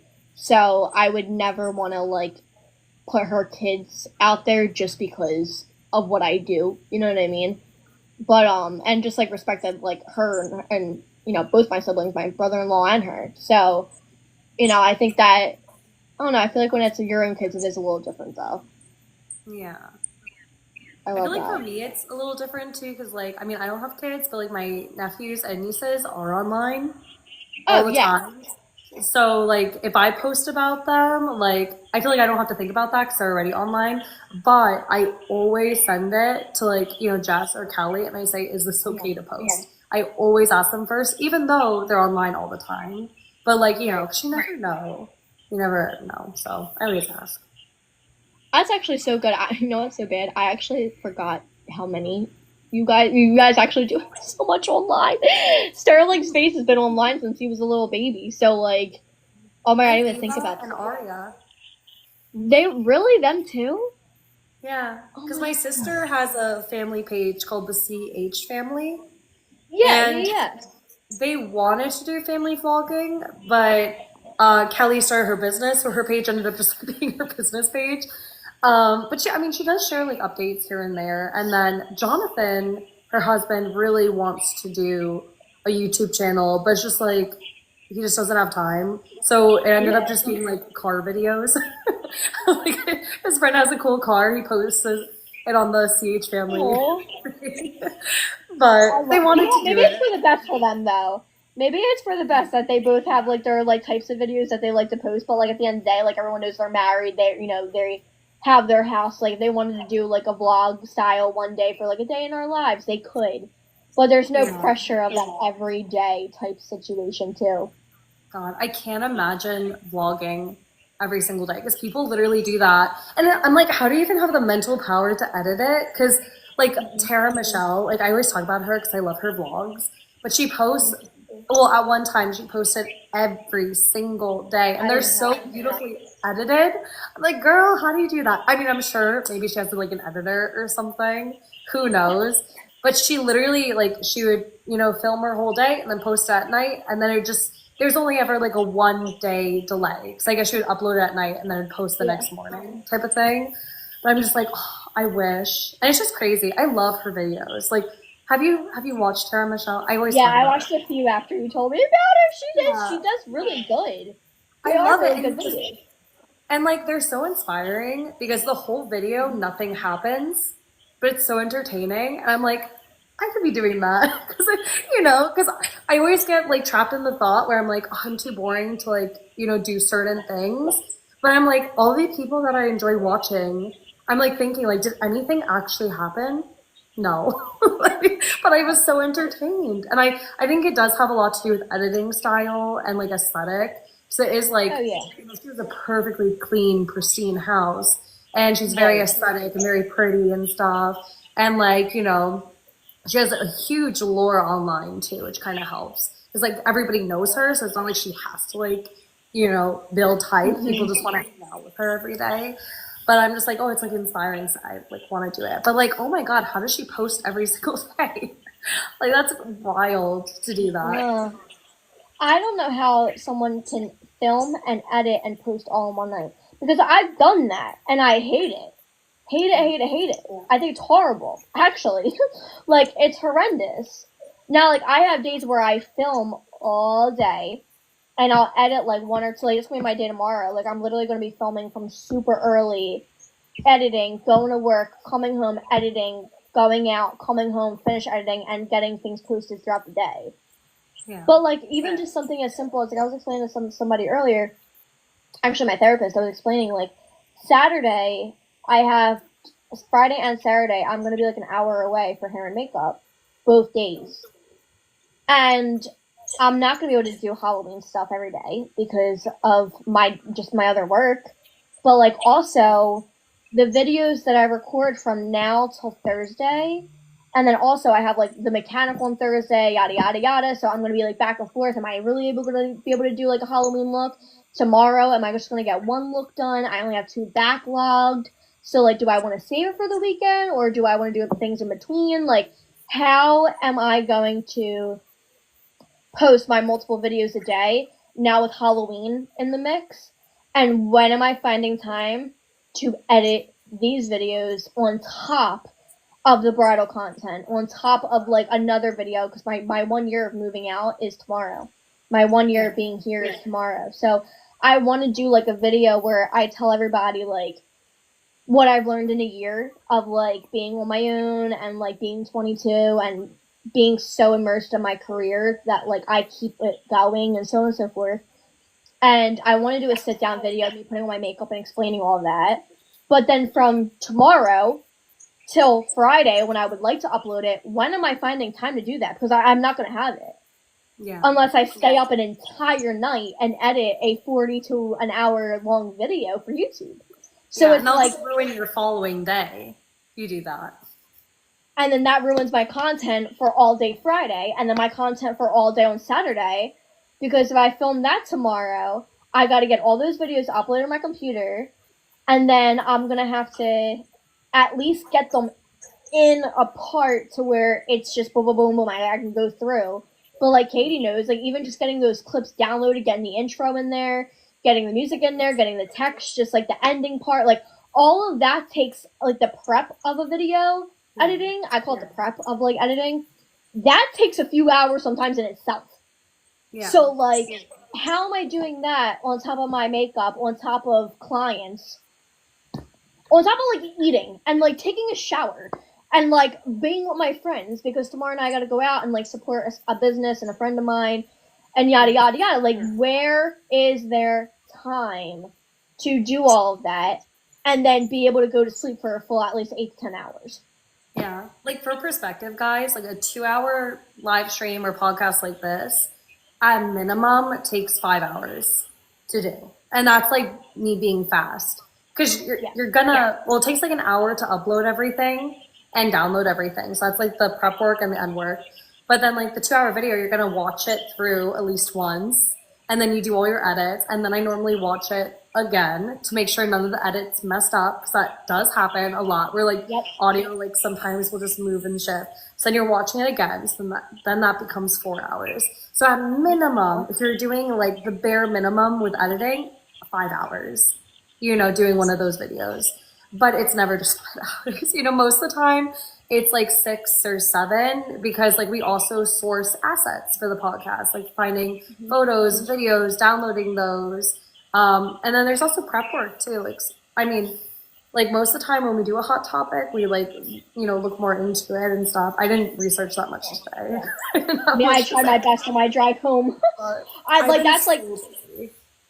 It's been so insanely busy, and like I think that's what people forget too is like, yeah, I'm driving home from like wedding appointments, but at the same time I'm listening to videos of T-Spill, of the Trisha podcast, of the Tana podcast. I know that we talk about it, so like there is times, don't be wrong too, I listen to my music and like try to like just zone out and not work, but then at the same time I have to kill 2 birds with 1 stone sometimes. So it's like, we really never stop, let alone me, but like Katie, influencers in general, we really just never stop, because depending on how much content you make, it's just never ending thing. So like I was even telling them earlier, I was like, yeah, like I had to get my hair colored today, but I also had to take a nap because I had like no sleep. But then on top of that, I had doctor's appointments. And then, you know, I did my hair tonight because I know that I'm not going to want to, you know, wear a wig every single day, and I know I'm not going to feel like editing those photos to make the hair look more natural in the videos and yada yada yada. And like even after this podcast, I still have to edit tomorrow's October 1st footage that I filmed 2 weeks ago that I never got around to yet, because it's just like video after video after video. It never stops. It's kind of crazy. It's really nuts, guys. It's crazy how some people get like a million tasks done a day, because like literally, I mean, I'm sure you can relate, but it feels like everything takes forever. Like my max is 4. Yes. I'm like, if I'm doing 4 tasks today, that's going to be like wild for me. Like yesterday, I so badly wanted to just like do something creative, like, you know, do my YouTube channel or finally edit that video, or like maybe watch YouTube videos, get inspired. Because like I said, I just felt like creatively defeated. So I've just been so tired and busy. So I haven't touched my vlog.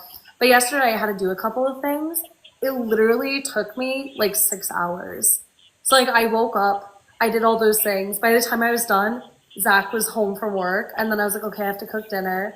And then I was like, let me work out, because I don't want to like, you know, I want to like at least try to do something active a day, especially since I was sitting all day. And then after my workout, I was like, oh, it's time for bed. So I'm like, I literally did nothing for my career today. I mean, I got a lot of stuff done, but it's like literally nothing. And then Oh, did I tell you about all my car issues I've been having? With No. like everything? So like, all right, so this all started at the airport when we went on that trip. Our Hmm. Zach's car was sitting for 2 weeks at the airport, and we had that battery issue. And the guy at the airport jump started our car and was like, "Oh, I've seen this all the time. Sometimes batteries just need to be reactivated, but it doesn't mean they're bad. It's just when you have a car sit for a while and you don't turn it Yeah. on, that sometimes happens." And we looked it up too, and we're like, "Yeah, that makes sense." And everybody like said, "Oh yeah, that makes sense." But then Hmm. go by a week, Zach's car dies again. So obviously it is actually a battery issue. But Yeah. I was watching my parents' dog to give him a haircut. So I bring him to the groomer, and the groomer says, "Oh, it'll just be like an hour." And Zach came with me with the car and ended Yeah. up taking 3 hours. And I totally thought before we left too, like, oh, I should bring my computer so then I could edit at Panera. But I'm like, oh, I'm only going to be there for an hour. It wouldn't be worth it. Like the second I get everything up, it'll be like time to go pretty much. And Panera Literally. Wi-Fi sucks. But the dog appointment ends up being 3 hours. We get a Zazel from the dog appointment. We go into the car. Zach's car doesn't start because of the battery. And then we call our insurance company, and the insurance company says, like, oh, it's going to be a 2 hour wait. So then we wait an hour, and it's so freaking hot. We have the dog. I bring the dog back into Petco. Like, I'm back and forth. So I'm like checking on Zach, but also I want him to have AC. And then I go to Panera, get him water. But like, we wait like an hour in the car. And then finally we're like, let's just call a friend and see if they can jumpstart us. So our friend comes. He jumpstarts us. And then we drive all the way to Walmart.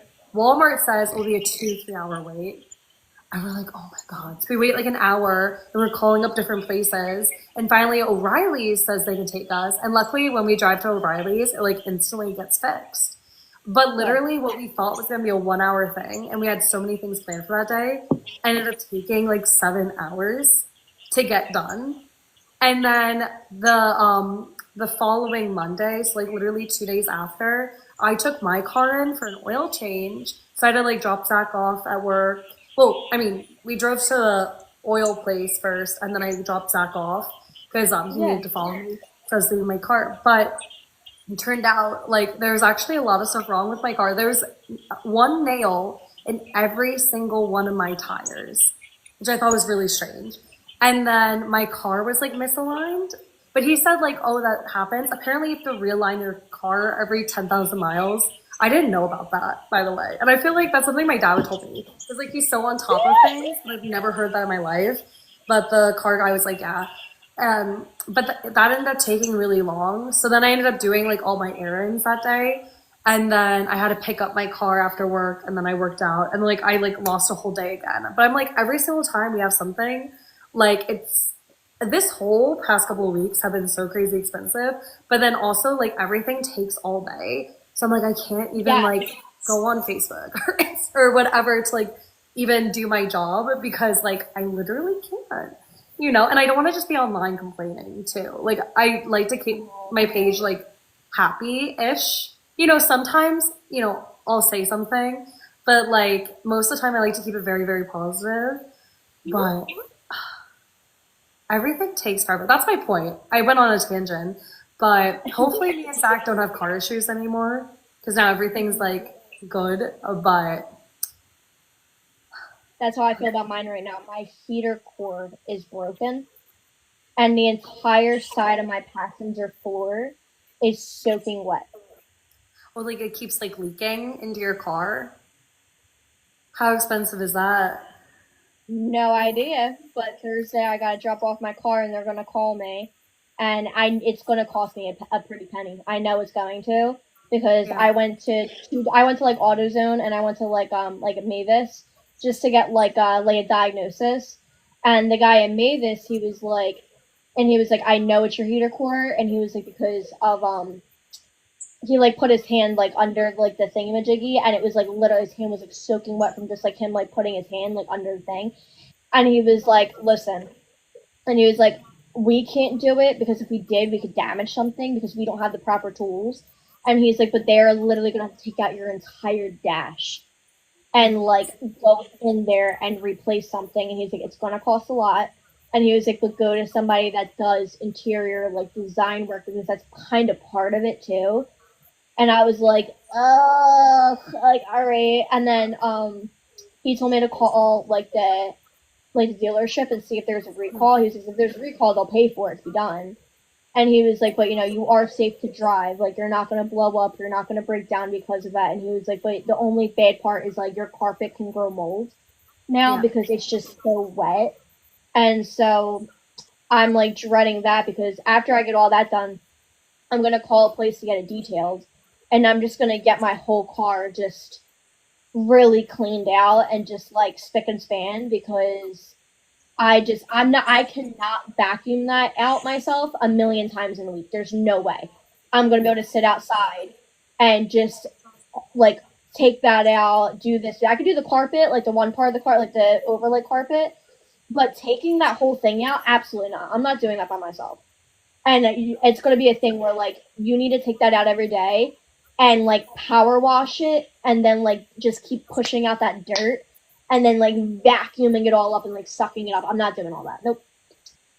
So I got to figure that out on top of everything else, but at least I'm not going to break down.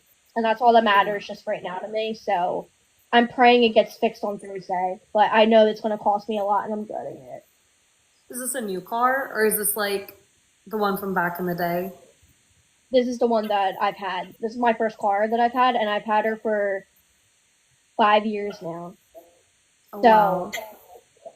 And she's never given me a problem, ever, ever, ever, ever, ever. So it's just like these things. And I asked the guy, I was like, listen, like, I just went and got my oil changed. Like, could they have done something that like this could have got messed up by them?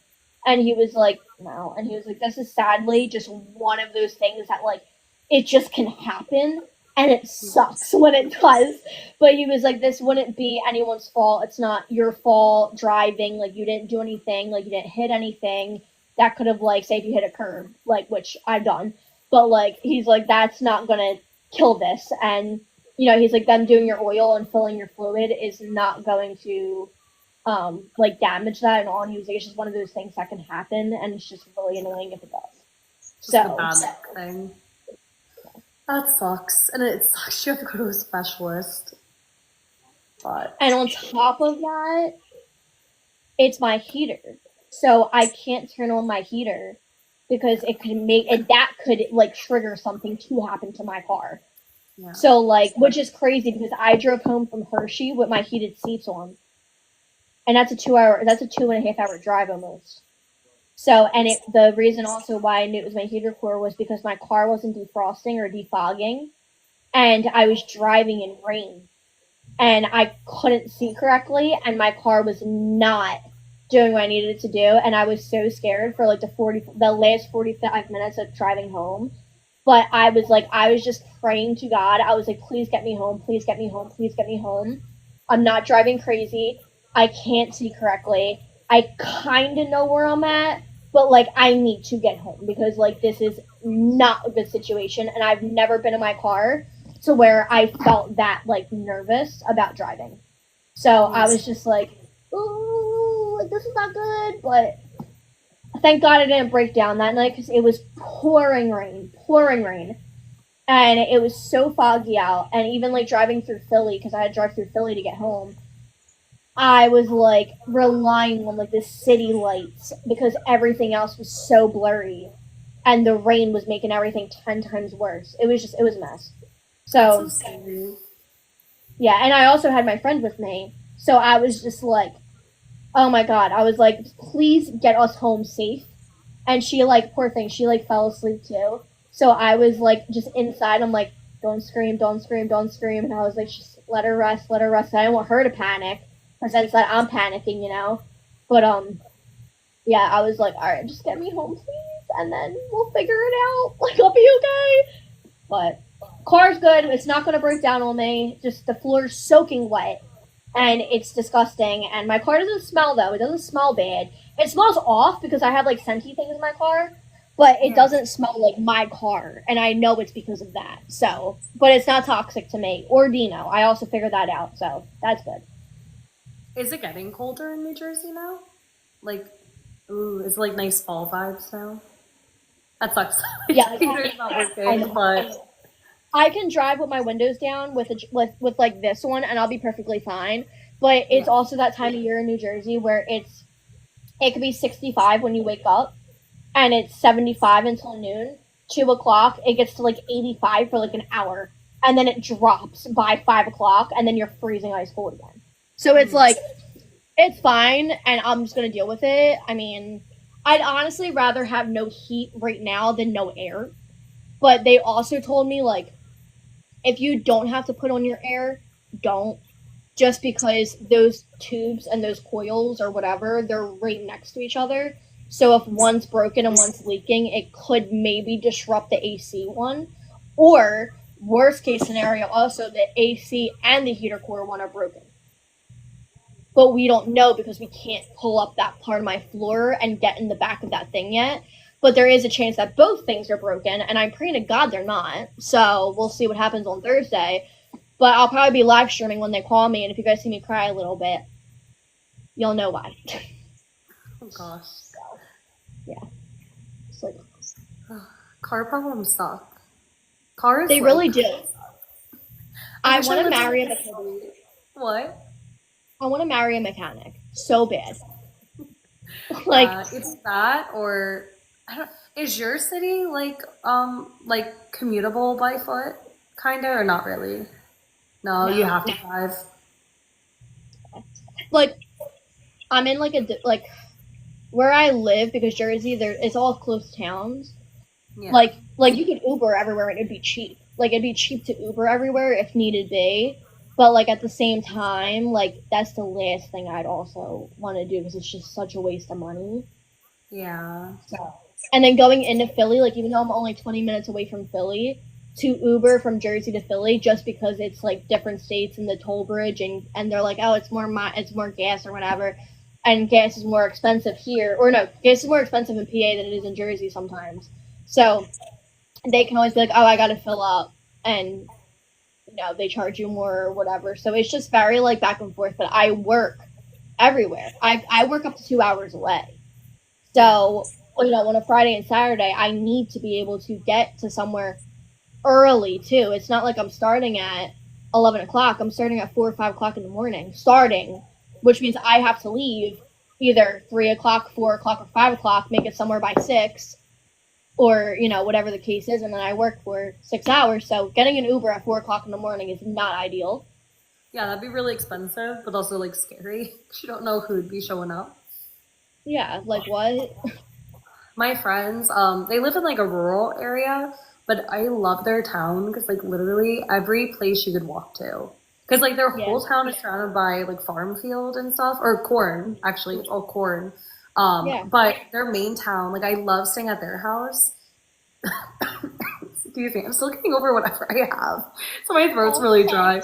But I love staying at their house because like in the morning, like we'll literally walk to a cafe, and it's like a 10-minute walk, and then they're like on this like big historical type of street. So like there's so many things to do. Like you can walk to the movie theater, the bowling alley, the cafe, Right. like, and they actually live in a house. It's not like a city vibe where it's like apartment complexes or whatever. Like it's all just houses surrounding like this center, and it's all like a 15 to 20-minute walk. Even like their grocery store, like when we stay at their house, we'll literally just walk to the grocery store and get like our little bags of food and like cook at their house and stuff. But I'm like, that's like my dream place to be, where like everything's walkable. And there's also like fun walkable stuff. Like you do not have to go in your car. I mean, unless for work. They use their car to like drive to work. So there's not many jobs in their like little town. But like it's just so nice that you can just like walk. Like I can walk to the local library. There's even a walking path around their whole town that used to be like railroads. So like part of it's railroads and then it's like dirt, but then it brings you back to the railroad type of thing. And it's like so nice. Like we all do it like every day when we all hang out up there. But Oh my god. I would love to like live in a town like that. Like it feels like a Hallmark story book. Yeah. Type of Yeah. town, where No, everybody's so literally close. exactly like that. That's so cool. That's like my dream. One day I'll go to a place. Like right now, I literally live in the middle of nowhere. Like we are so far from everything. And like you've been to my sister Jess's house before. So like my house, I'm in a different county, but I'm basically in the same situation of Yeah. her where it's like I'm in a very like developing area still. So it's all mainly forest. And then there's just a lot of construction grade homes around me that nobody lives in. They're just like trying to sell houses to like build up the area. So there's really like Yeah. nothing. And to get anywhere, it's at least 20 to 30 minutes of driving. Like you can't walk anywhere, No, you no, know. no, no, no. But it's so freeing just to be able to like leave your house and then walk anywhere. Like I love that. My mom's house was kind of like that. Like I could walk, not to get anything, but like I could walk to go get food, gas, water. That's like I could do that. Like I could easily do. Well, I guess you wouldn't need gas if you're walking, but like you could walk like you could get a little bit of everything. We actually didn't have a coffee shop like in my town I grew up in, but like diners right there. Like we have a diner, we can go walk, go get a cup of coffee in the morning. Like that's not. It wasn't that hard of a walk at all. It was maybe 15 minutes max. Yeah. So yeah, it was nice with that. Or like my sister, I mean, my whole family's in South Philly besides my parent. Well, yeah, besides my parents. So they could walk everywhere. Like my sister and her fiance, like they walk all the time to go get dinner, And my sister Yeah. does drive to go to the store though, just because that's like center city. So where she likes to go to go get food, like Trader Joe's, like the center city one's a lot nicer. So she goes to that one. And that would be too much to walk and push and carry through tons of traffic and all of that. So, but it's still interesting. It's still so cool. Yeah. And it's definitely like it's a very healthy lifestyle to like live in a walkable city. Oh yeah, absolutely. Like in Korea, like everybody was so tiny, and I'm sure like part of that was like everybody walks. Like their city is made for walking or biking. Like obviously there is streets, but like barely anybody owns a car. Everybody just walks everywhere in the city.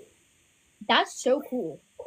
Yeah. And it's so nice. Like literally like at every single like stop, like intersection, they have umbrellas on like the sidewalk to like protect you from the sun. But I think it's like because so many people walk, so they like make these Yeah. amenities. So they like it's like when you're waiting for like your turn to cross the street, they have like the umbrellas, and then a lot of the sidewalks have the misters.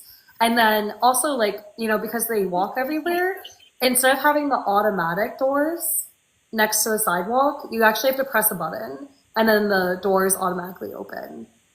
Cause that way Cute. they don't waste like AC. But like, cause like, like all the stores are here, so people are always walking, there's always traffic. So to stop the doors from constantly opening, so everybody's walking, you have to press that little button, and then it's like, it's like a little doorbell pretty much. Then it opens for you. But That's so cute. yeah, Oh my, I love that. yeah, I love Yeah, waffles. I think that's really cool. I mean, if I was like, I mean, I do love driving. I have to admit that. Like, I wouldn't do what I do if I also didn't mind driving. Like, I have a lot of friends that they hate driving. I love it. Yes. I don't mind it at all. But I do know when I'm a wife, like, I'm never not going to be a passenger princess because why would I drive if my husband can drive me? So, like, it's like one of those things where I'm like, I'll do it for now, but oh my God, I can't wait for the day I don't have to everywhere, because I drive just so much, and like I drive just long distances. Like it is very rare these days JC drives a 20-minute drive for work. Like it's very, very rare. It's been the last like month everywhere has been like 45 minutes to like an hour to like 2 hours. And even like when I work in Center City, like it's still a 20-minute drive, but by the time I go around, find parking, or even find like the valet, because sometimes valet, like you have to sit out there, drive around. Sometimes you have to wait for like the line to move, so you're literally just going in circles. And then by the time you're done, it's actually like a 40-minute drive, and it's like, why? When I live 20 minutes away, like this is crazy. It's so. I don't want to say it's annoying because I'm very thankful because people apparently think I'm ungrateful for my work, but at the same time, like I'm just like.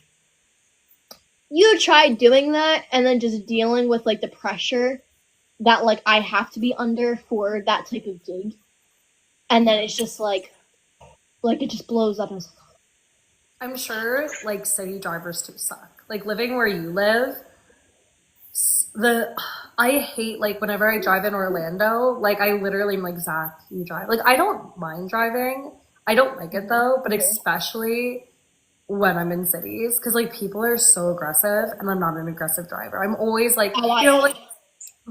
my mom always told me give everybody else the right of way and then you'll never be in a car accident. Yeah. But you literally can't do that. You will cause a car accident if you are not being aggressive because then Yeah. everybody like, there'd be somebody behind you, you're trying to turn and then the car will just speed around you and go here.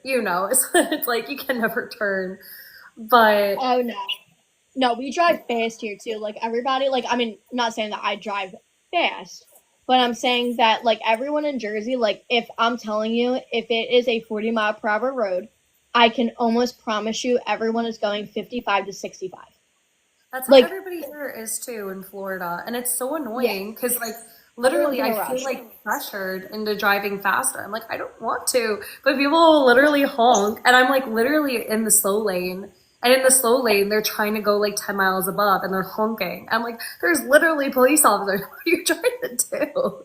Right, like leave me But alone. That's why I said I'm like, babe. Oh yeah, I'm not afraid to use my horn either. I'm like, beep, beep, beep, beep. Like I'll go crazy on people like that. Or even like if someone's like, oh my god, what? And not like following, but if they're like tailgating me, yeah, I will purposely drive slower. Like I I do am this. not one of those. I am not one of the. I will not speed up. I don't care. You want to sit there? You want to lay your horn on me? Go ahead. Go Yeah. around me. Like, sorry you're in such a rush. Like I don't care. Or like I also just because I've talked to just every guy I've ever like talked to or like been with. They also liked fast cars just in general. Like they not that they were car guys, but like they just appreciated a sports car or a very fast car in general, motorcycles, like just that type of idea. And they always told me that like if I was in the fast lane and you see a car coming up real fast, just get over. Don't even bother, like just get over because they're not well one, they're gonna be mad at you, but also it's like just to avoid a bunch of trouble and possibly an accident, Yeah. just move out of their way, just get out of their way so they can keep going and just let it be. So I've always kept that in mind that because I look like people always say like, oh, just pay attention what's in front of you, pay attention in front of you. But like in my opinion, that can get you in more trouble. So like I mean I'm always obviously looking like all mirrors, what's in front of you, don't go in a lane you're not comfortable with. If you see something sketchy, stay away from it. Like someone swerving, big truck swerving, like you just get past them or stay behind them, whatever the case is. But like if you see, that's why I always look. If there's a fast car behind me, I'll get right out of its way. I don't play that. Yeah. They tell you So to though. in Florida, it's actually a law that if you're in the fast lane and someone is approaching you fast, you legally have to move over. So it's like an Oh actual wow. law here. And if you don't, you can actually get pulled over and get in trouble. I forgot what the name of it is, but like, because We I probably did have it that once. too. Well, yeah, maybe. But like I did it once and my sister, she taught me about it. Cause like I was like, I'm in the fast lane, I'm going 15 miles above. Like I'm not gonna go any faster. And she's just like, you legally have to move out of the way or keep up with traffic. But I'm like, I I was just like, I hate this. What why are these Yeah. people trying to go like 30 above? Why do I have to Leave move? me alone. Yeah. But That's apparently it is like a law. yeah. I mean, I that does make sense because we do have like signs here, like get over, like you're not like especially on the Black Horse Pike. I was showing Ray this when we went down the shore. So like there's it's literally a 2-lane road. You can take it from Philly. You can ride Black Horse Pike from Philadelphia all the way down to the beach. You can go straight down one road, just straight all the way, an hour down. You'll be at the shore. And there's 2 lanes. It opens from like big to small, blah blah blah. But once you get to like the main point, like my area, and then you go all the way down, it's just a 2-lane road. And if there is someone on the left lane and you're there and they're going really fast and they're trying to get around you, you legally have to move over. Definitely on that road because you can get pulled over for even just being in that lane when it's empty. So like if you're just speeding and there is nowhere to pass, you can also get pulled over for that too. Because then you're just speeding for nothing. But Yeah. if you're just coasting in that lane too, you can also get in trouble for that. So it's a Yeah. passing lane, like just for that. That's interesting. I don't think we have anything like that down here. Yeah. I mean, But you can ride it all the way down. Like, I've done that. I've rode in the left lane all the way down the shore. But just because I didn't feel like going 40 when everybody on that lane, they're still going. They're still passing people, but they're going 50. Like, I just like going a little faster than them. So, as long as you're keeping up with traffic, you're fine. But if there's also no one to pass, then you can get in trouble for that, too. So, it all depends on where the cops sit. But I know where the cops sit because I live here. So I know where they're all at. I know where they sit all the time. yeah. Have you ever heard of getting in trouble for tailgating on the highway? I've never have. But I also don't tailgate no one. So, but like, Well, I don't know anybody that has. well, down here they call it tailgating when you drive really slow in the slow lane, and then there's multiple cars behind you also driving slow. So you can get in trouble for being behind that slow car. So legally, Okay. yeah, so like if there's a slow car in front of you and then you're behind them and then there's another person behind them and you're all just keeping up with traffic, so you're all purposely going slow instead of just going around the person, the people behind that slow car can actually get in trouble. Because legally, if that person is going under the speed limit, you're not allowed to match their speed. Legally, you're supposed to go around them and then get up to whatever the sign speed is. So like say it's 65 on the highway, you have to go 65. You can't just follow a car going 55 because you don't know what their reason they're going slow for. But they call that here tailgating. When you Gotcha. do Oh, that. I mean, that makes sense. That's kind of similar to, like, I guess, yeah, it's kind of the same thing, tailgating. That's so interesting. You know how like driving things are different per state? I should do like a Yeah. Jersey driving test and you should do a Florida one and see how different it is. Oh my god, yeah. Because like, we don't have to parallel park, but I heard up north you have to parallel park for your test. And then I parallel park all the time. here we do have a thing about hills, like how to park on a hill appropriately, like how to turn your wheels. So I know, and that's probably on your test too, right? I don't ever remember it, but maybe it was, and I probably got it wrong. Yeah, because like when I did the driving test for my license, he was like, okay, imagine you're on a hill or a mountain and you're going up it. Which way would you turn your steering wheel? You would want to turn it this way. Right. That way, if your car does like lose footing, it's not going into traffic. It's going to go more towards the curve. Yes. Yeah. Yeah, so that was like a part of it. Or like if you're going down the hill, then it'd be, I don't know, figure it out. But you just, whatever side of the road you're on. yeah, you just want to like get away from the road. You want to like have your car drift into the curve. When you're going up the hill. So that was like part of it. And then we had to do like a 3-point turn. Yeah, I remember that. I almost had a perfect score on my driving test. The one thing I got marked off though was he said I didn't turn my blinker on fast enough. So apparently you're supposed to do it a certain amount before you turn, but I totally blame him because the second he told me, "Oh, take a right," then I would, do my blinker to turn right. And he's like, "Oh, well, you should have done that a couple of like, you have to do it like a certain amount of meters beforehand." But I'm like, "You didn't tell me where I was going." Yeah, he didn't tell you. Yeah, because they don't tell you what the driving course is because they don't want you to like just do it without them and like, familiarize yourself. It's always like a little different. So I'm like, you literally like, I feel like he just wanted to mark me off or something. Like maybe he has this thing, like nobody can be perfect. There's always room for improvement. Some teachers are like that where they're like never give 100 because they're always like, there's always room, just so stupid. So dumb. Like, leave me alone. Leave me alone.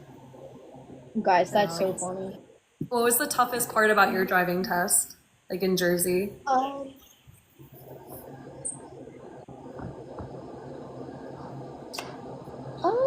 I don't really think there was necessarily a hard part because I got to drive a Civic and I got to use the camera and all.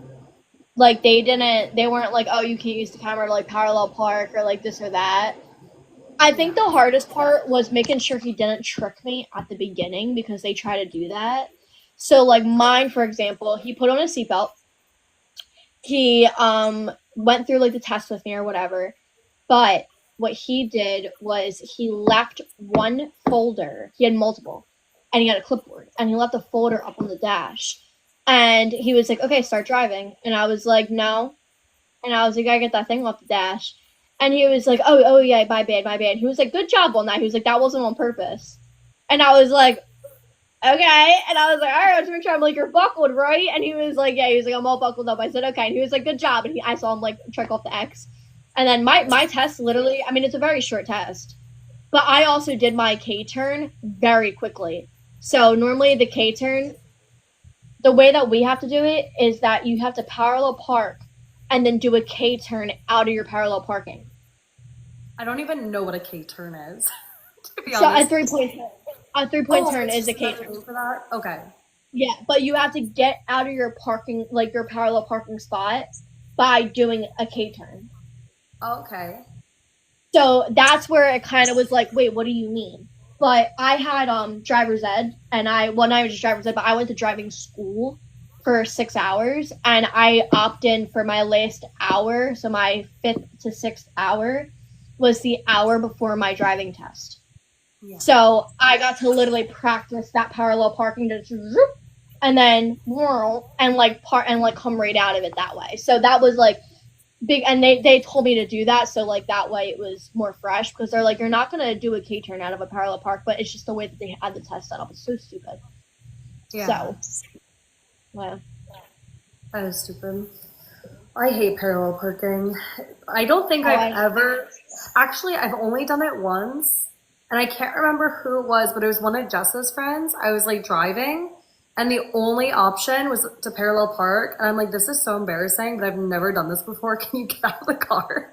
So the whole time she's like, okay, go this way. And then she's like, no, go more this way. And then she's like, and I can't remember who it was. Maybe my brain blocked it out because it was so embarrassing. But I was just like, I literally don't know how. And it was like the only option to like drop this girl off. And I don't know. I think that was like literally my only time I ever parallel parked. My parents told me growing up, they were like, you're gonna learn how to parallel park. Like if we didn't, we were like an embarrassment to the family. And I've never I know how to parallel park in seconds. My sister, she's quicker. Like she's one of the quickest parking people I've ever seen. She got whoop, like she gets right in there. And I always because we go to the city all the time, so I know like how to park for my my grandparents, my sister's house. Like even if I don't have a big spot, like I can get myself in a pretty tight spot. Yeah. So I mean, it takes practice. Now getting out of a spot can even be harder. In my opinion, getting out of a parallel park spot can be 10 times harder, because if you don't give yourself enough room, it is literally like burn, and you gotta inch up, inch back, inch up, inch back. It's like, oh my god. And then you have to like wait for the cars to pace you. You can't be out too much or they're gonna hit you. It's just like, oh my god. So you always have to make sure you give yourself enough room. And there's even times, like last week I tried parallel parking. It took me 3 tries to get in this one spot, and my grandpa was literally outside and he's shaking his head, and I was like, I can't get it. So I actually just moved all the way up, and then like all the way up to like a second car, where like my rule of thumb is like pull up to their mirror with my car, and then I'm able to slowly go right in, and then shoop, and I'm able just to shrink myself right up. But I had to pull like all the way up and then inch back and then start turning my wheel. And then that, for some reason, that helped me get in the spot. I also like it's so hard to find a place to parallel park, and a lot of places, like today I went to the museum with Sterling, and there's so many signs saying you're not allowed to parallel park. Like you have to park nose first. That's what they call it, nose first. That way your license plate is in the back, because we don't have front license plates in Florida. Yeah, we do. We have to. It's different per state. We only have back ones. So in most places, you have to park nose first. That way, people can see your license plates to see if you're allowed to be there. But yeah, a lot of places like don't have it or don't allow you to parallel park. And it's not even on our exam, as I said. So that's my excuse.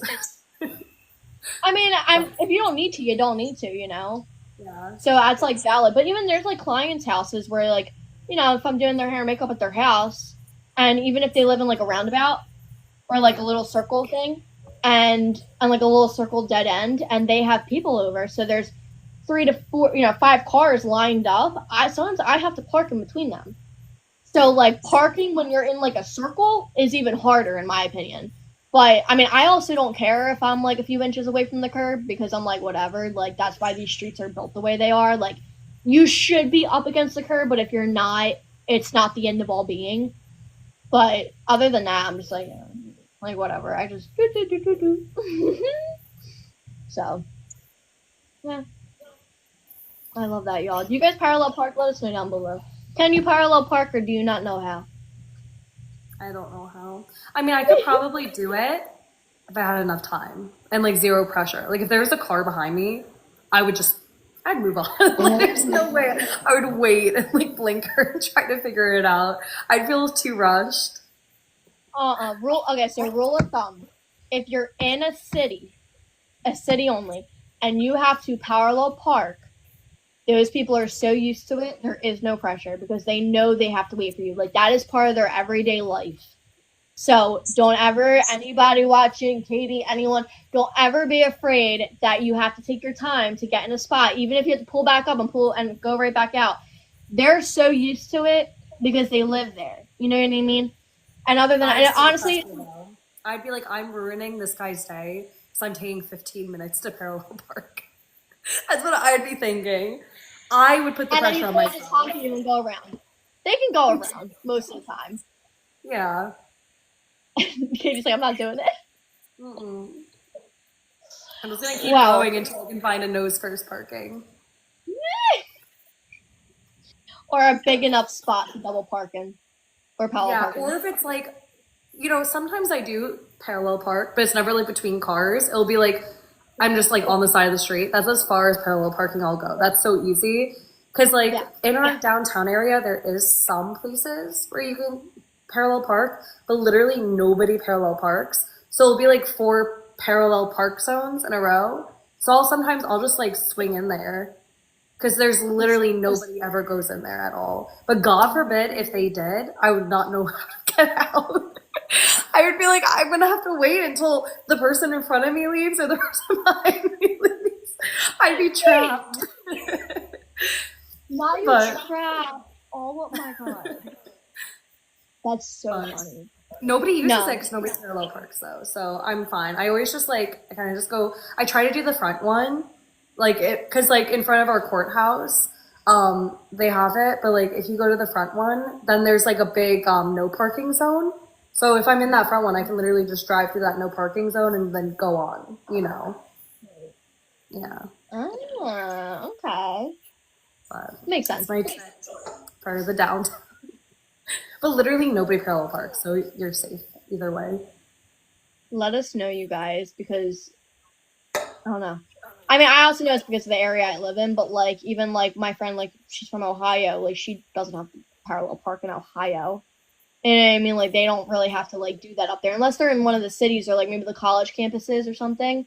But like they don't have to like the countryside. It's the country, you know what I mean? It doesn't matter. That's so funny. But let us know, you guys, what's the vibe? And also, how many hours are we at? I think like an hour. No, 2 hours. 2 hours and 18 minutes of parallel parking. Love it. Oh gosh. I actually wanted to ask you because I was live for about an hour before like we jumped on. Do you want to download your side and then drop it and drive to me, and then I'll edit it from there? Yeah, I'll do that. So when I get off live, I'm able to do it, or do I have to do it before I get off?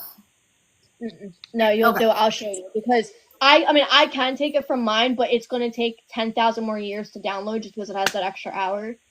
Yeah. So I'll show you. It's going to take a little bit of time to download into your recap, but you will be able to do it, and then you'll just hit download, and it'll download the entire video for you. Okay, cool. I'll do it. All right. Slay. All right, you guys. Thank you guys so much for watching, and yeah, I hope you guys just enjoyed our little live, our little back and forth. This was so fun. Called you guys up on all the tea. And maybe our next stream, we can maybe try Streamlabs, maybe next week. Or we can also just do a normal one, and then we can do a Streamlabs video, or whatever the case is. We can Yeah. figure it out. Do you have Sunday free? Because we could always like do a practice session on Sunday, but then if it's going well, it could just be our actual one. And then that could be like our Monday one or whatever. Sunday night, I think I can. Okay. I will keep you updated. I should be able to. I have hair and makeup in the morning for my cousin. And then I don't know if I'm staying for that all night or if I'm coming home right after. I'll let you know.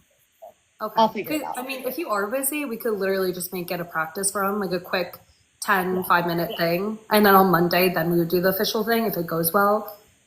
But I think it'd be so much easier for us. And then we could always, you know, it's almost like live editing because you have all the buttons that you could literally like, you'd have pop-ups, you could change screens, like you can do so much just from the studio deck. Yeah. No, we'll definitely try. I'm going to make an account and all this week too then. Okay. I don't think you need an account because like if I'm recording my computer, then it's good. I mean, you can get an account for your own purposes if you ever want to be the one to like, well, we don't even have to download anything actually because it automatically is connected with YouTube.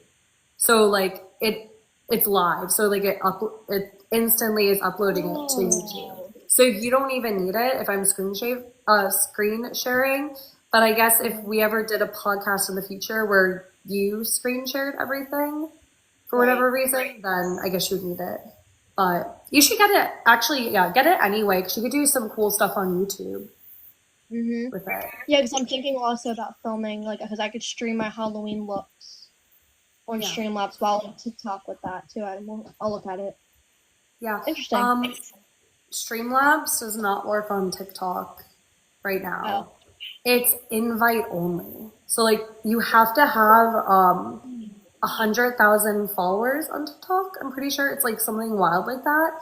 And then they'll invite you and then you can use Streamlabs. So that's the one sucky thing with TikTok because Streamlabs is normally used for gamers. So on TikTok, they make it a feature only for gamers. They don't make it for like lifestyle content. So that's why it's like harder on TikTok, but on YouTube and Facebook, you can stream from Streamlabs directly. So that's the cool thing too. If you ever want to do something like fancy on Facebook, you can stream. And Streamlabs lets you stream to multiple places at once. So you could stream on Facebook and YouTube at the exact same time. Maybe I will do that. I might try that this year for the Halloween look, so that way there's like triple the content across everywhere. Yeah. So you'd want your like phone, I guess, for TikTok, and then you could, if your laptop camera is good, then you could literally just live stream from your laptop, and then put on YouTube and Facebook. Yeah, that could be really good. I'll take a look at that. Definitely, I'll take a look at that this weekend too, for sure. Maybe tomorrow's look. I'll do something. I'm gonna do something easy tomorrow, but I'll figure it out. I'll look at it. Facebook update. AdSense are finally back on Facebook. So now there's content monetization, but then they're also paying you ads where they stopped paying you for ads. Remember? So now. So are all my videos from last month gonna get ads now? No, just anything new. Dude, that's so stupid. That's so dumb. I hate them. I hate them so much. Suckers. I don't think it's a difference though. Because like now technically they're like, oh, you can make more because you're making content monetization plus ads. But literally it's like 10 cents. Which I mean 10 cents, that's fine. But I'm just like, 10 cents? I was hoping it'd be like how Facebook used to be. 10 cents if you post 10 videos a day, then you got $1 for 10 videos in a day. Maybe then, oh my god, for 30 days, then you make $30. That's insane. That's over 300 videos. No, that's not worth it. No. Well, I meant 10 cents extra than what I normally do. But from the AdSense, but no, but Facebook. They're the worst. I hate them. Anyway, guys, we are going to end this stream. Thank you guys so much for watching the East Coast Days podcast with me and Katie. And we'll see you guys very soon. I'm excited for the future to see what we can do. Maybe we can spew ourselves out a little bit more and kind of make our lives a little easier too. That's always a nice thing to do. So we'll see you guys at some point. I will see you guys bright and early tomorrow morning. If I can get myself up, pray for me. And I'll see you guys in another one. Bye. Bye, Katie. Bye. See ya.